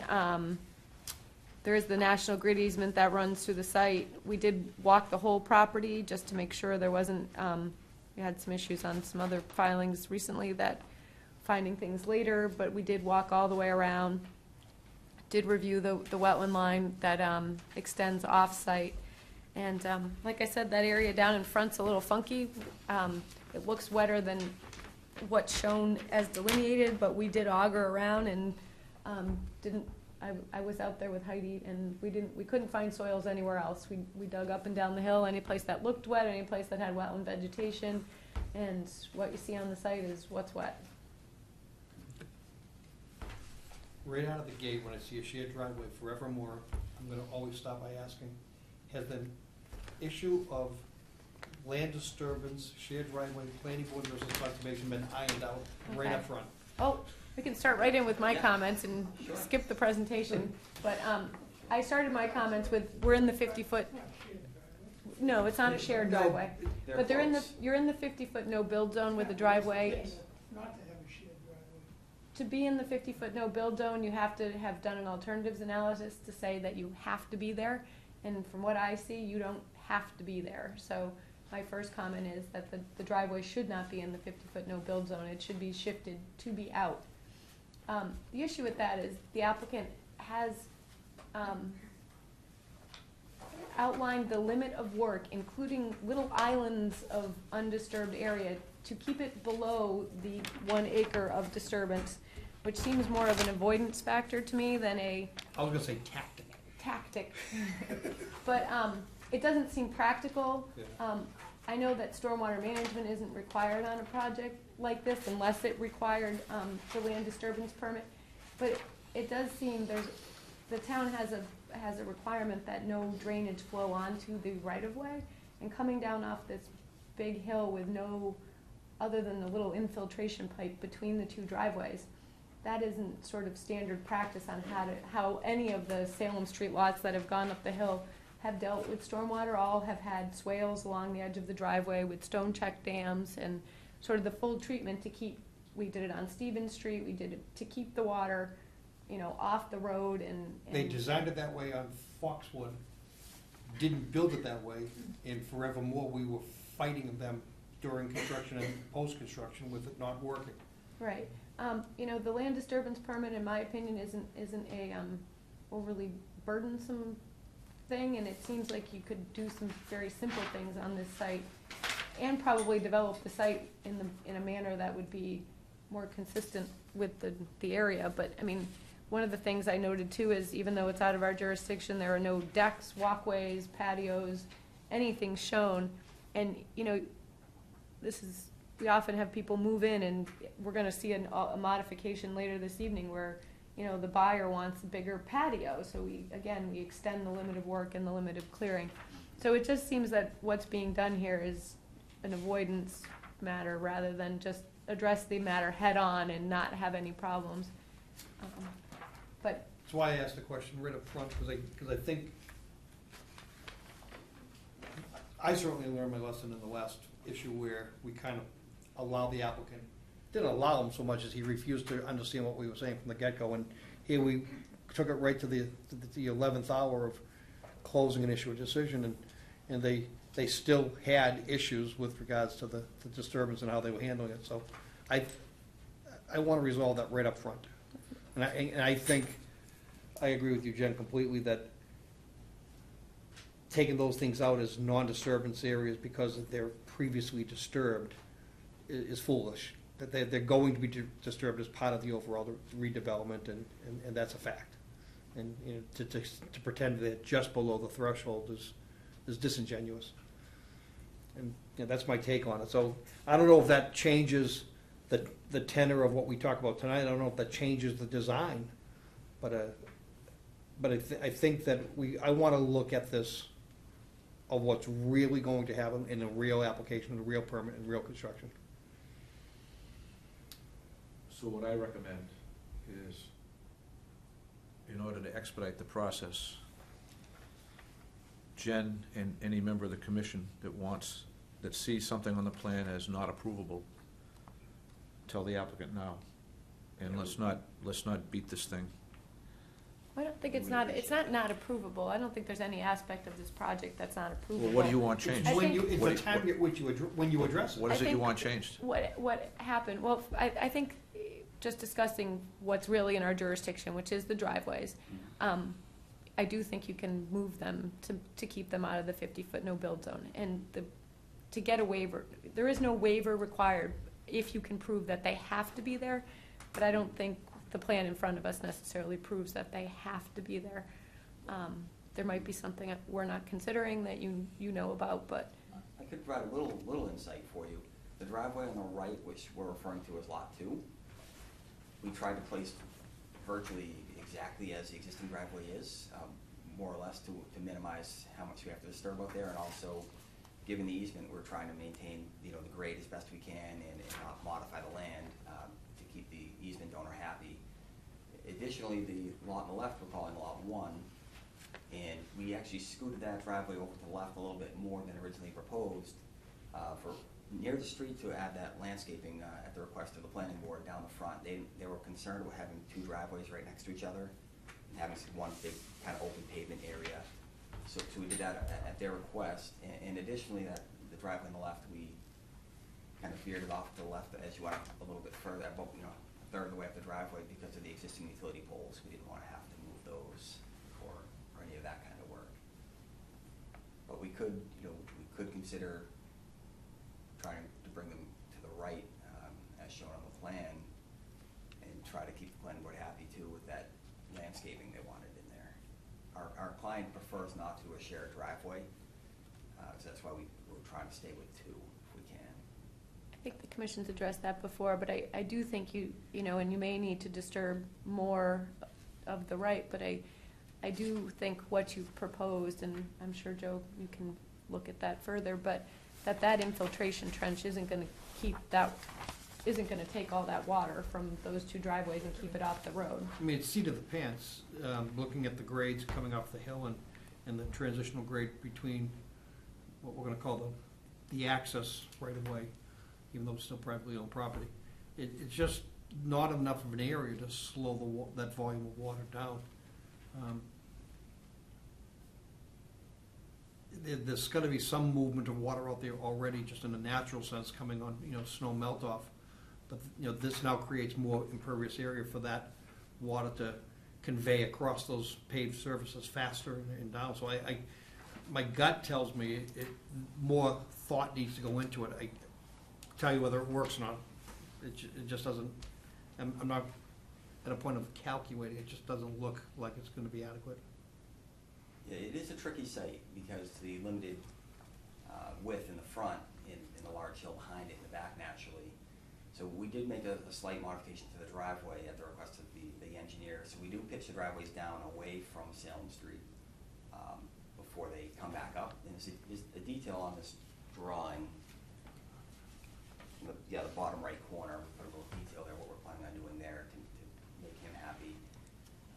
It's down at the very, very bottom, it's kind of squeezed in there. Yeah, there it is, thank you. Not so much pitching them down, it's almost dead flat, right?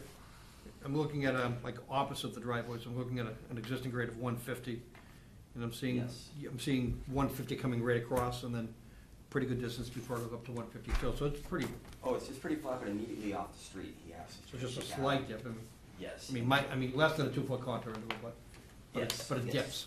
Yeah, I think he said, yeah, it's on here, 6 feet from the edge of existing pavement, we wanted the driveway to be at least 4 inches below the roadway grade, so it's not a huge drop, but we did try to pitch it down a little bit, just to give something. Figured every little bit helps. What's tough here, Jen, is it's single-family home, it's fewer than 4, so it really is exempt under stormwater. But Right. we could, I mean, we certainly recognize that. It has more to do with, you can, the wetland and there is a clause in the Wetlands Protection Act, I'd have to find it, about steep slopes and working on steep slopes and mitigating measures to make sure that work on steep slopes doesn't, cause problems either during construction or after. One of my other concerns is you, all around this site on steep slopes, are proposing only an 8-inch wattle as your erosion control.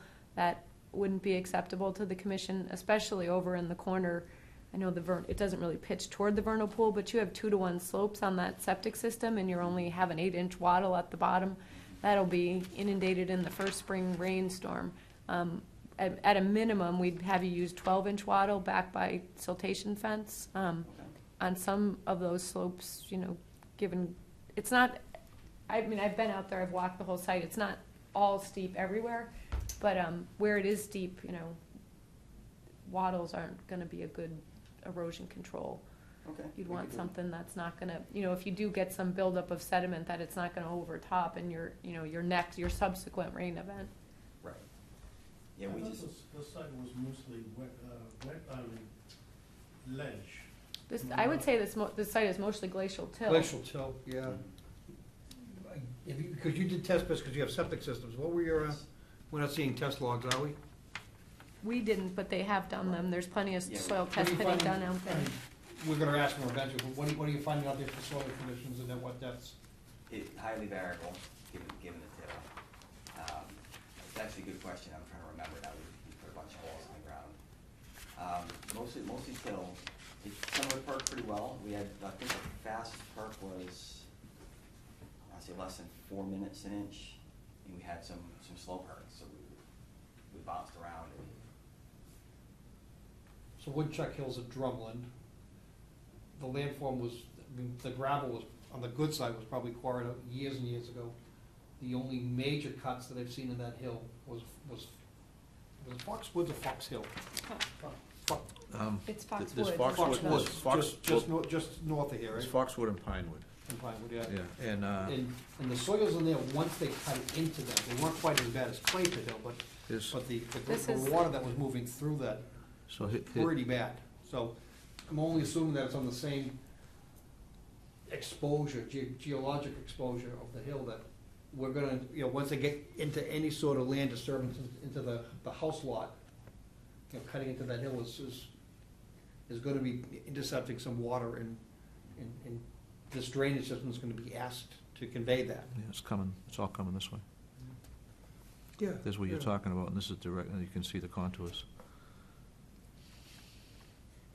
Yeah, I just have those areas not to be disturbed, so that the bigger one up at the top, that 678 square feet is kind of an island in the midst of the existing driveway. It's not like it's a forested area that you're gonna, it's like, It's just it's already disturbed, so I'm having difficulty. The other one is probably less, it's like it seems contrived rather than kind of considering the full effect of what's gonna Yeah, happen. and I'm not gonna offer it in the form of criticism, I'm just gonna simply say, yeah, I disagree. Yeah, this is coming in with land disturbance, and I think because of that, we do have an opportunity at the correct time to look at this stormwater management question. Because otherwise, if it weren't for the land disturbance, there's not a whole heck of a lot we can do for robust stormwater analysis. I sent my comments to both the town engineer and the planning board. Mhm. The land disturbance permit, because I actually drafted it, and worked on it before it was adopted, I know that there's two, both number 4 and number 6 of the jurisdictional aspects of that were meant to capture lots where not actually an acre was disturbed, but number 4 says construction of a new drainage system or alteration of an existing drainage system or conveyance draining an area of 43,560 square feet or more of land is jurisdictional. And again, that isn't to say that there's 4 43,000. An acre of disturbance, is There's, it? it's draining an area that drains an So acre. even though which is what I was saying, the natural wooded area up above is still within the watershed to Right, this, so right. it's clearly And- well or over an acre. number 6, any other activity on an area of land of 43,560 square feet or more. So again, an activity that occurs on an area that's more than an acre that changes the water quality or the force, quantity, direction, timing, or location of runoff flowing from the area. Such changes include but are not limited to change from distributed runoff to confined, concentrated discharge, change in the volume of runoff from the area, change in the peak rate. Again, not saying that the disturbance is 43,560 square feet, just that you're gonna change how a 43,560 square feet area Watershed. is gonna drain. Watershed, yeah. And so I think both of those, and I, again, sent my comments to the planning board, capture this particular site. And I just think to avoid it is gonna potentially cause problems. I'm not trying to make Right. permitting more difficult, but just that everything gets, if this were reviewed under a land disturbance permit, and again, we're reviewing a good portion of it, but an 8-inch straw wattle is gonna be something that's picked up. Some temporary sedimentation basins during construction is something. Again, I don't think this needs a full-blown stormwater management system, but But it will certainly flood if out you could, B&B. if you could alter a little more bit of area, you could probably construct a better driveway drainage system. Just Right. not trying to limit yourself to just clearing 43,000. It's no secret we were trying to minimize our disturbance, of course. I will say the island up near the top in the middle of the driveway, one reason we're trying to save that is because there is a nice tree in that island and everything else. That's admirable, but I'm just simply saying that even when you do that, you're still having to overcome the burden of the land disturbance permit. So, sure, if you want to save a tree and it was previously disturbed and nonetheless you get your grades to work, that's great. But that doesn't keep you below the threshold by a fraction of the area that's required because of these other provisions that Jen just talked about. So, all those things that you're looking to preserve, I think are great things. Minimize your impacts, minimize your slopes, all great things, but I think we need to look at it in the context of, because we are gonna, I think we're gonna flex our arms on the land disturbance permit. It's going to require us to give it a little more thought in stormwater than you typically would get on 2 single-family lots. Okay.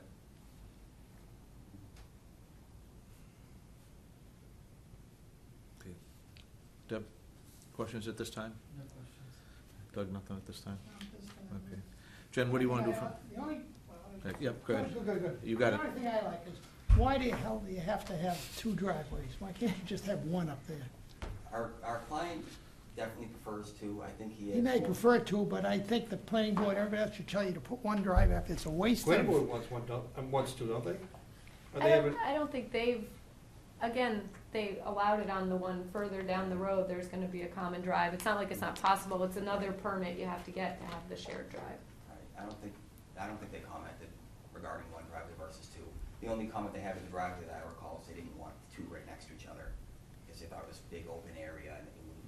Well, Much you like got the 2 one that right Mr. beside Duke one go down another, Great yeah. Pond Road, where they wound up being right Yeah, next to each other, but they made them Push do comes to something shove, I in don't know if he'd be between. willing to do one or not, but I do know he doesn't prefer one. I think he has a tougher time selling the lots, and then there's a whole. Well, yeah, there is that responsibility issue, because you got a shed, who's gonna plow it and all that stuff, who's responsible for it, I understand that, but it's, as far as development, because you putting a road up there Oh, yeah, and then develop it. yeah, it's tough. Just see both sides, as a potential future homeowner or something of that lot, or hate to share a driveway with a neighbor, and, they might always be all over the driveway, not wanna pay to plow it, not wanna, pay to. Maybe you ought to put one big house up there. So, Jen, the resource area is known, and with this issue looming with regards to better understanding the stormwater and and management of that stormwater, we don't have anything else to talk about. Well, I think until- the alternatives analysis for the driveway, see if they can get out of the 50 would be the main concern for us. Okay. And then just some kind of, I think, we got to this point on the last one too, where, some construction sequencing so that your site doesn't become an issue for, one of the comments you gave back to the town engineer was that you would address these things, a lot of his concerns as part of the NOI process, and I didn't necessarily see those things addressed in the actual NOI, so. Right, yeah, he had concern with the stormwater, and Again, we say stormwater, but what we really mean is like, you know, construction sequencing, phasing, erosion control, so that during development, it's not, you know, great if you can put roof infiltrators in. I think that's, you know, less water that's running off the site or something like that. That's not our jurisdiction. Maybe you're already proposing it, but I think our concern is what winds up down at the bottom where the wetland is. I just want to ask you about sir, do you have any other questions? If you do, I just ask you to come up to the table real quick and just give us your name so we have you on record.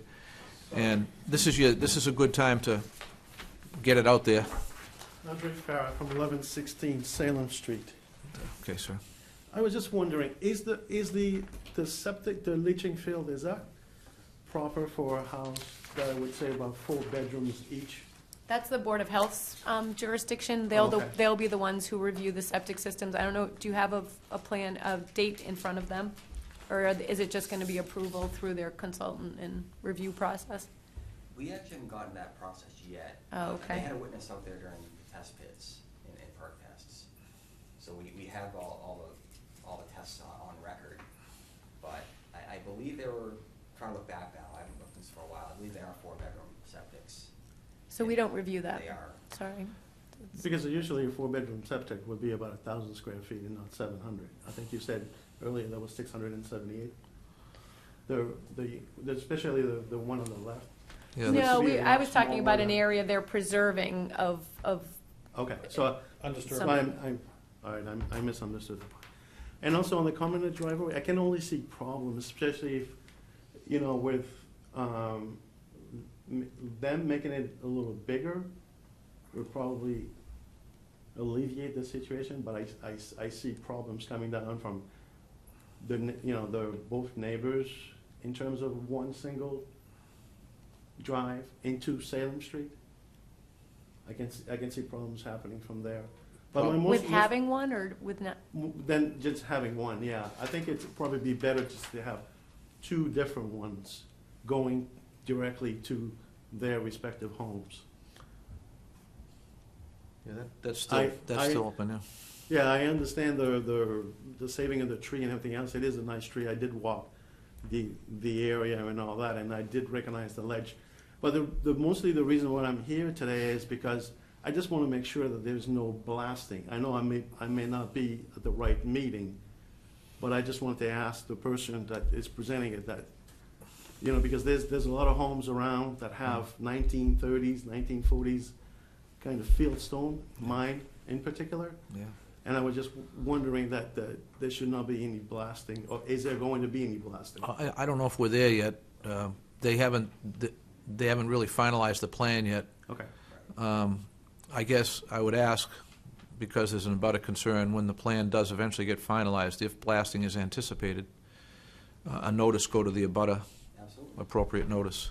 Yeah, we need to be careful on that. I mean, just That's not so we're crystal clear, conservation is conservation. That's, In blasting permits are actually done by the State Fire Marshal's Office, so there's a completely separate regulatory authority. Pre-blast surveys, there's a whole, which includes looking at the abutting properties. Truly, I understand that, but you also must be, part of the conservation, you must be also concerned about the blasting itself. No, not usually, not usually. Not unless it were near wetlands, within 100 feet of wetlands. It wouldn't be in this particular instance. Okay, that's fine. Well, we don't anticipate. And I'm not trying to downplay your Right. concern, I'm just saying it's another No, jurisdiction. I thought, another but jurisdiction. from a standpoint of blasting, that at least the Conservation Commission would be looking at it, depending on, if they're going to propose it within the 100-foot jurisdictional zone, we would look at it. okay, so they're out of that zone. so There's no that's- proposal as yet, nothing yet. All right, thank you very much. All right, thank you. So, Jen, can we just, we want to move this along. Does he need a punch list from here, or does he? Well, I think our major concern is that getting that driveway out of the 50, or proving that you can't. And then, you know, I think we're gonna push you to, I know the planning board had concerns at the you know, everybody's kind of playing around whose responsibility it is to handle the issue of runoff on this site, and, you know, it's my opinion, and I'll talk to planning tomorrow, and I got one email back from Mr. Borghese tonight, but just that, you know, we once and for all deal with the fact that this is, as the commission's illuminated too, an acre of disturbance and should be addressed appropriately. Okay, our next meeting's in 3 weeks. Is that sufficient for you, or do you need more time? I would say it'd be great if we could stay on for that time, and if it looks like we won't be prepared, we can let you know. We will move it accordingly. So I need a motion. Move to continue. Motion and a second. Any further discussion? There being none, all those in favor say aye. Aye. Opposed, and there is none. You are continued 3 weeks.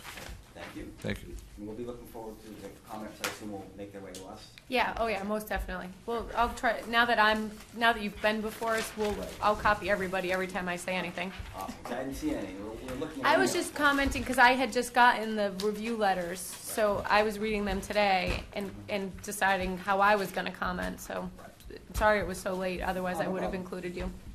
No problem. Thank you very much. So the next item on the general business, I should probably Right, leave the room. although this doesn't require a quorum, because it doesn't require a vote, it's more of a discussion. You know what, the appearance of a conflict Right. is I'm- most distasteful, Oh, so. I was worried about the quorum issue, but it isn't. As you said, there's not gonna be a vote, so, because there's no vote, I don't think a quorum, so I'm gonna go in the hallway, and you can come get me when you're done talking. Gotcha.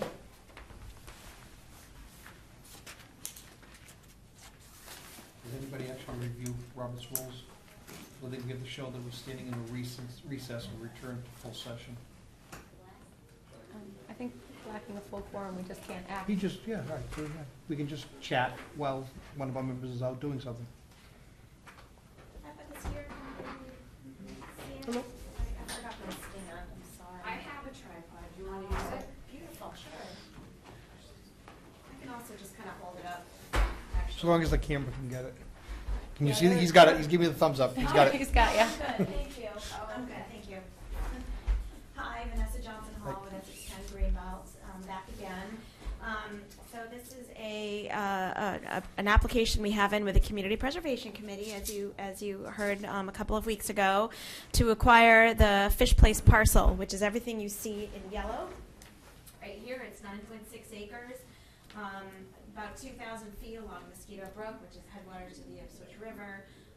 It is sort of I don't know what the reverse of the capstone is to our Farnsworth Reservation, which connects to, actually this map shows the bigger picture, connects to this piece of our Purgatory Swamp Reservation, ultimately to Bruin Hill, which the town owns a portion of right here.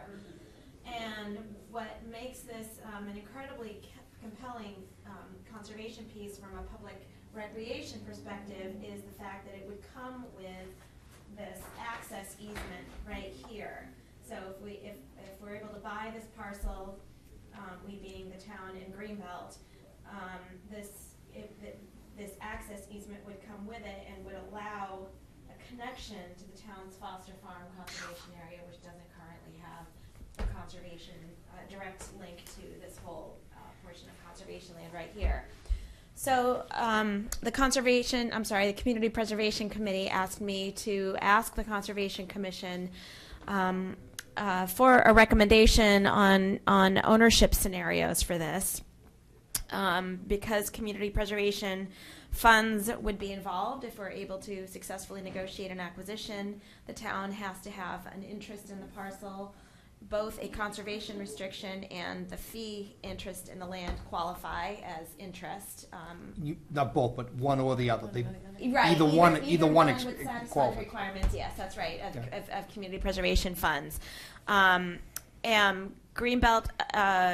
ownership would mean that we would be responsible for managing the property. If we own the fee, the actual fee simple, then the town would hold the conservation restriction. If we own the fee simple, we would be responsible for property management, signage, any trail development, and so on and so forth. If the town owned it, then that would be the town's responsibility to sign it and manage public access on the property. The flip side of that, the conservation restriction, the responsibilities with that primarily come with enforcing the conservation restriction. either way, I think Greenbelt would be happy to take on the responsibility of drafting the conservation restriction and getting that through the approval process, whether it was the town ultimately holding that or Greenbelt. And either way, we are more than happy to facilitate this transaction through to the end and take care of all the recording and so on and so Your forth. existing Farnsworth Reservation holdings are held in fee simple? Yes. You hold fee, all right. Yes. So in my opinion, and we're here just for discussion, we're not gonna take a vote on it, but in my opinion, it only makes sense that to simply assemble this parcel to the parent, and that it be held in fee with you folks and with us holding the CR. Legally, it's cleaner, the boundary is just simply an absorption of the land into what you're already your current holding. But the reality is your stock and trade and your principal interest is managing your properties. You do a better job than us. Well, we have the We don't resources. do a bad job, but you- No, I mean, we Yeah. just have staff dedicated Exactly. to that, So, yeah. that would be my preference on that, and I think at the last meeting I asked the question, and it was clear then, at least I was satisfied with the answer, and you made it more clear tonight, is, even though we're using community preservation funds, did we have to own it? And the answer is no, we don't, Right. one or the other. From That's the right. preferences that you guys own it, my That's opinion. right. Now, was- Me too. You too. 'Cause I'm Thank the you. one who has to Thanks for coming. manage all the town's So the next conservation step is, properties. we need we'll eventually need a vote of the full commission at the next meeting, or is the, Well, I they can think they need proceed? to have their deal worked out, things have to go through CPC, but I think at least you can go back to them with some kind of thought on what the commission prefers. Yeah, is your next meeting in 2 weeks? 3. 3. 3. Okay. I'll be in touch with you about that. We'd like to have a signed agreement with the seller by that point. So that would be our intent before bringing this back. Well, I've discussed this with Jack Maben after the last meeting, and, he's along the same lines. So if you're looking to pull and to bring something back, I Okay. think we'd be pretty unified in that position. Okay. CPC has a meeting on March the 20th. Yes. That's right, you're on the Yeah, committee, I right? will, Yeah. yeah, All right. yeah. Okay. So Deb can convey the commission's thoughts too at that Okay, point. that if would you be need. great. And if the commission needs a formal vote, then I can come back for that. Okay, very Okay. good. Thank you Great. so much. Okay. All right. Does he know? Mr. Manzi, we're ready.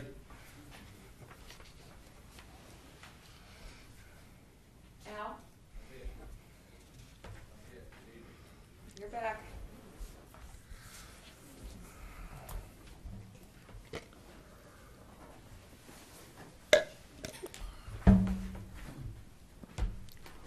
All right, on to, I don't even know that there's anything, God, I think the heat went off in the building.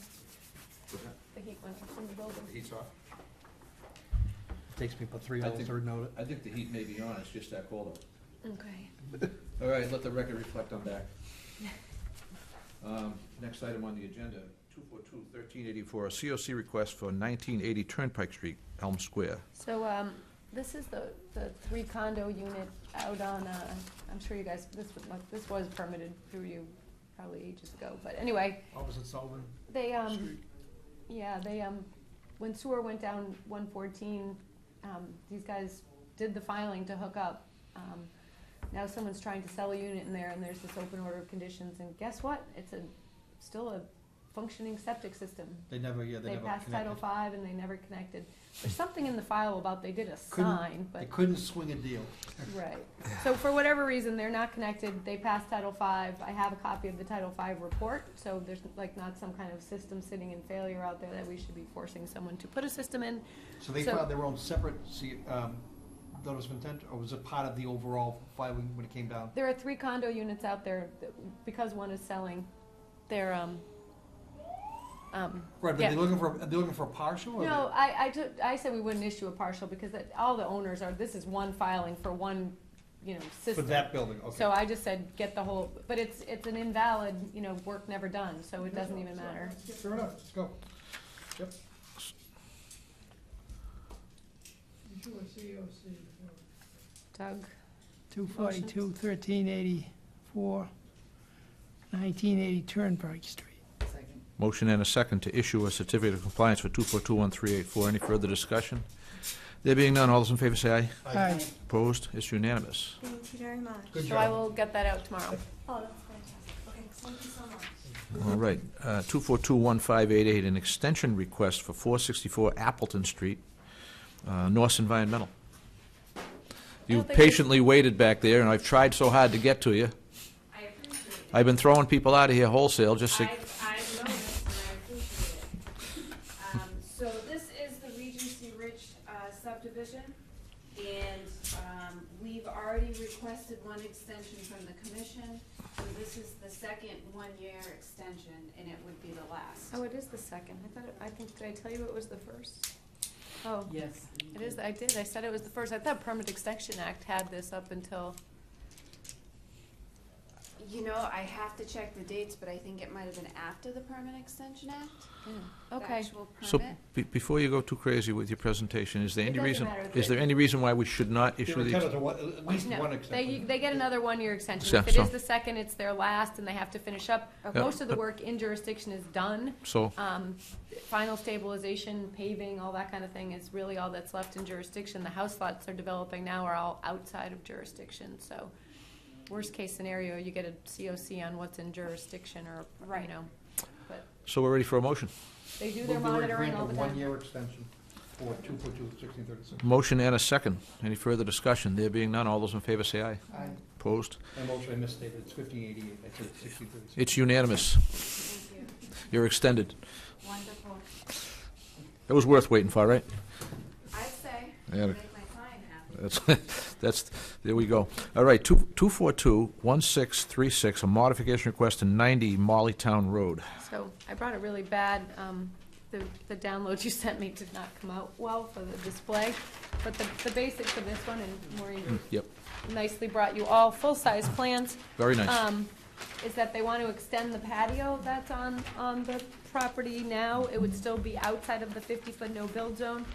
I did consult with our chair about this being a modification versus an amendment, and given the fact that it would be an exempt minor activity under the Wetlands Protection Act, it really is only bylaw jurisdictional, so a full-blown amendment I don't think is required. It is not pervious, according to my understanding. There is a fireplace feature and a retaining wall. It would cover the existing infiltration structure that's out there, and they are proposing to leave a port to allow for inspection of that, and they're well aware that if that thing needed to ever be dug up, it'd be under their patio. So outside of that, I didn't have any concerns. Deb? No question. No questions. Joe? None. Doug? I hear no questions. I'll entertain a motion. Anything you want to add? No, you said it all, so. Move that Thank we you. grant the modification request for 242-1636, and that the new plan submitted this evening be entered into the record. Second. Motion and 2 seconds. Any further discussion? There being none, all those in favor say aye. Opposed, and that's unanimous. Thank you. Do you want to plan back? I can take it back, sure.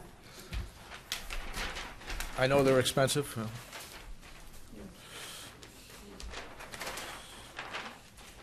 I'll get that drafted up. I'm keeping mine. Yeah, that's the same one. Thank you. Thank you. All right, 242-1169 and 242-1447, COC requests for the Meadows, Maple Reserve, Oak Ridge, Valley Development LLC, continued from 2/22. So as we all know, that we are waiting, we received as-built plans in January of 2016 to close this matter out. Yeah. Under thorough review by our field inspector, Heidi, she discovered that what was shown on the as-built, done by an engineering firm, was Can't not be certified. actually what was in the field. And so she informed that engineer that he needed to correct his as-built. We have not gotten that as-built. The applicant, who would very much like to close this project out, and the owners in this particular condominium complex would like this closed out, because they cannot do further work without this being closed out. In my opinion, there should, I've heard some rumblings about money, but he did the work, he just did it wrong. and so it's not been corrected to reflect what's actually on the ground.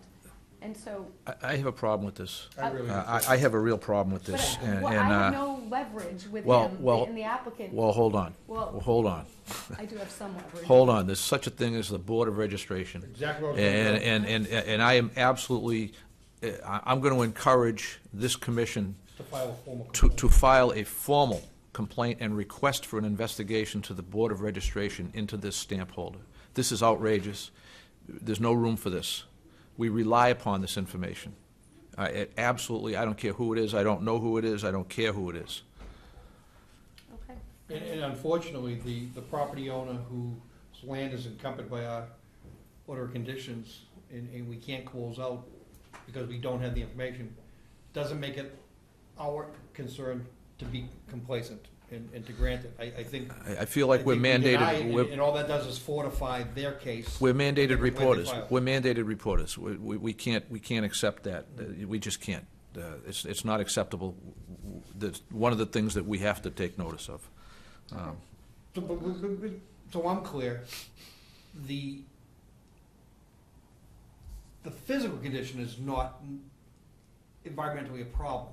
The physical We've condition out there is corrected okay. most It's just of that the record is improperly surveyed and we don't have a record as-built plan, which is important. Right. But there's I'd have no, to it's pull not up- like we have things eroding out there. Why can't the owner get a correct survey done? Right. Well, because she That's paid their someone responsibility. to do the Well- survey. But that's their That's a problem. contractual problem. That's not a, that's not Right. our, Oh, that's no. not But our they're problem. also, but it They could, can turn around and hire somebody else to Well, come in it's- and do the survey, get it in here, get it released. provided that they And- can afford to hire a second engineer. They may be they may be strapped, and they might. I don't know whether they're strapped Yeah. or not, but that's their problem. I don't know it either. I'm telling you right up front, I don't know anything about it, but I just feel that when you rely upon a professional in They any don't- field. They don't disagree. Yeah, so- Okay, but for us to be the Yeah. ones that are filing against that Well, particular engineer, We're not. Well, that's up to we're gonna the recommend the client. homeowner. we're just notifying the Board of Registration. No, not us. Not us. No, I think we deny it in that a was staff what- conversation. No, what I I don't asked, think we deny it. I think we can keep continuing it. I Who don't is- think we now, would is he penalize thinking- them by denying the COC.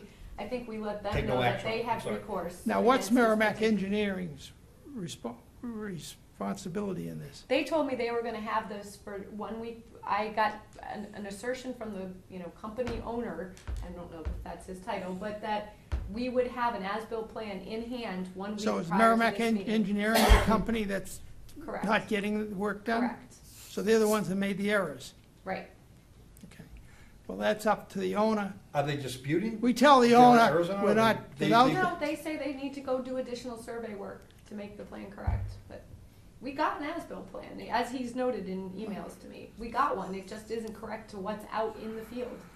So it's not our issue. It's an owner well, engineer issue. Yes. it's our issue in terms of confidence in the work that comes in front of us. We normally, well, we normally we don't can do it. question. If Merrimack stamp. Engineering is the one here, then you put a big question mark on anything Merrimack Engineering presents. Well, can I just say, without Well, go, for the past 15 years, without, we've done that. right, I was just gonna say, I don't wanna go too deep into this, I don't wanna put us in the lurch legally, but this is not our first brush with this. So that's Well, why I then say we- this commission takes no action with the Board of Professional Engineers and Land Surveyors. We don't do that. That's not our You don't fight. feel that we should be We sending a letter? don't. No. We also don't strike them from our list of consultants. If we have a Oh, list, no, I actually have permission to do that. from whom? From them, As high Merrimack? up as it comes in this particular realm of the world. Well, I guess we Not sure what disagree, that means. we disagree on one thing. Okay. My boss and above him Okay, I think that, said to just, we shouldn't, if we can't, if the public is being harmed by that's my individuals, point. then we See, just, we don't. Okay, so we no take, longer we do can strike that. it from the list. Just strike it from the list. No explanation, no nothing. It's simply a vacancy on the list. We take it. Because I don't want to get ourselves embroiled in a lawsuit. The reality is, this Well- is a owner-engineer contractual relationship issue. Whether it's for billing purposes, or I surveyed it wrong, or I submitted the wrong Right, plan, exactly. that's their issue. Yeah. If Well, it's our issue too, because what's happening out there really is we is. have applicants who wish to do additional work, and the commission's policy is that we don't allow Still not additional our work. issue. Well, we don't allow additional work. We're also getting repeated inquiries for partial COCs for sales of units when we don't wanna grant partials on it. I mean, it's a Joe, I nightmare for really us think- I because think- it creates a lot more work that, But that's the owner of the development's problem. That's still not our issue. I mean, it'd be, Are if we these get involved in Are that. these but condo units they sold off? yeah. majority of them, yeah, I don't know. Okay, that so there's they're any- condo units, so then whoever owns the condo wants to sell it, he's gotta have a certificate of compliance. He's the one that's up in the air. Now, he's to sue the developer, the one he bought it from. Again, the town, you know, we're good representatives for, you know, we try to help people, and it becomes a constant when you Well, I can't get understand. anything done. I understand, but it's, I still think this commission should notify the Board of Registration of the We're not disparity. aggrieved by it. I can discuss what the proper action is with, you know, The town council, yeah. Okay, all right, good At enough, the- okay. At the very I'm all set with- most, let's do that. All right, I'm all set with that. Go Okay. ahead, do that. Do so that. I That guess, way- what we need to do now is just to continue this matter. So moved. Hold on. Do we want to continue it, or do we want to just deny it outright? No, Oh, I continue don't it. say deny it, that just harms the, Yeah, I wanna the continue. owners of the project, they have to apply again. Then, fee okay, again, okay, blah, good blah, enough. blah. Let's go with the motion. I heard a motion no, to, just continue it and then tell the owner, that do something about it, all right. you know? So Get a Deb, new engineer in there. okay, I got it. I hear you. Deb made a motion to, I did, Deb seconded it. motion and a second, Joe and Deb. Any further discussion? There being none, all those in favor say aye. Aye. That's unanimous. I knew we couldn't get through one without something. So Some 40 type Here of comes something. another, here comes Yeah. another one. So 40 Sugar Cave, you actually granted a one-year extension last year, knowing full well that you would need to grant a one-year extension this year because plant monitoring still needs to be done. The plants were planted last Okay. year. We need to do plant monitoring Okay. this spring, so we need one more year before we can close this out. Move 1 year extension. Second. Motion and a second, any discussion? All those in favor say aye. Aye. Opposed? That's unanimous. And then, last but not least, I got I remember this. Jack to work with me on this, so Which one are we on now? this is Edgewood. where Oh, the parking, Edgewood, if you look yeah. at the plan, Edgewood's access to the Rockwell property where they're going to put their new, small home project. We'll go over where the existing parking lot to Half Mile Hill is. We had a discussion about this at a meeting. Was part of this discussion access for agricultural Right, so- equipment? And, There is no curbing, as you can see, there's granite curbing on one side, but there's actually a trail and things on Okay, the other gotcha, side. gotcha. So the road will remain intact Okay, up to the point where Edgewood's going to improve it. Our gate will remain in place, okay, our signage will remain in place. Our parking under this license will move into the Edgewood lot. We always had 2 parking spaces yep, in the Edgewood lot before. Now we will have 3 additional. This license basically lays out, the 2 things that town council was adamant about is that if for some reason the license is revoked, because licenses are revocable, that there would be a means by which the town would get parking in another location. And so, you know, we worked that through with her and with their council, and that is in here. One of the things that they had taken out and that I knew the commission would really want back in is that the Edgewood's obligations to provide the parking spaces was laid out in 242-1398, that you guys sort of, Edgewood had offered to improve the parking area and with the town plan, create the parking. So, we wanted that language, that reference to your order to remain in this license, and it was out, and after further review with council and their council, it's back in. So Jack did have the question about the hayfield access. He was concerned because we were also reviewing, Edgewood has, there's gonna be a CR by the trustees of reservations on this new parcel, and there was some talk about no, vehicles allowed, and I think he was confusing that, so if you saw any of the exchanges between us, what's allowed on Half Mile Hill is still allowed on Half Mile Hill. okay. And Edgewood has confirmed that they will not put any impediment for us to access the fields into this new layout. Very important, actually. So I think we're good. I think Jack confirmed that we were good, and if no one has any, I don't know if you wanna take a vote or if you just, I'm What- okay with the parking license. Refresh my memory. The relocation of the trail access, and there was some question about the plan accuracy of ownership issue. That's all been that's all, resolved. the access is already in place and there's sort of a temporary trail access allowed out there now with Okay. signage and all that. Friends of North Andover Trails assisted with that. And Edgewood did construct the connection that exists now, so people can continue to use the full extent of the trails. Okay. And the new license will also give the town the ability to use the conservation restriction trails on the original Edgewood project, as well as change the town's access easement to Half Mile Hill to be the Edgewood driveway and not some other area where it previously was located, even though everybody uses the Edgewood driveway. It'll now legally be the driveway. Okay. So all good things, in my opinion. Okay. Any further action required? I mean, if you just wanna take a A vote. a vote to approve as drafted? Yeah, Motion? So who, Second. it's ultimately, we're not approving it, we're, to authorize the Board of Selectmen, or to sign. just to execute the Right. agreement. Or maybe to Okay. give our recommendation Recommendation. that the Board of Selectmen sign this agreement. So we have a motion and a second. All those in favor, say aye. Aye. Opposed, and that's Am I unanimous. going Joe, Deb, or who did that? And is there anything else on the agenda that I missed? Did I miss anything? What? Did we close anything? We can't close anything, we No, we shouldn't didn't. have closed anything, No, other we- than the RDA's we issuing did- negative determinations, but nothing can continue because we have a 3-week Right, we did meeting not, yet. so, So we're good. Motion uh, to adjourn. motion to adjourn and a second. All those in favor? Aye. Aye. Opposed, that's unanimous. We're adjourned. Thank you.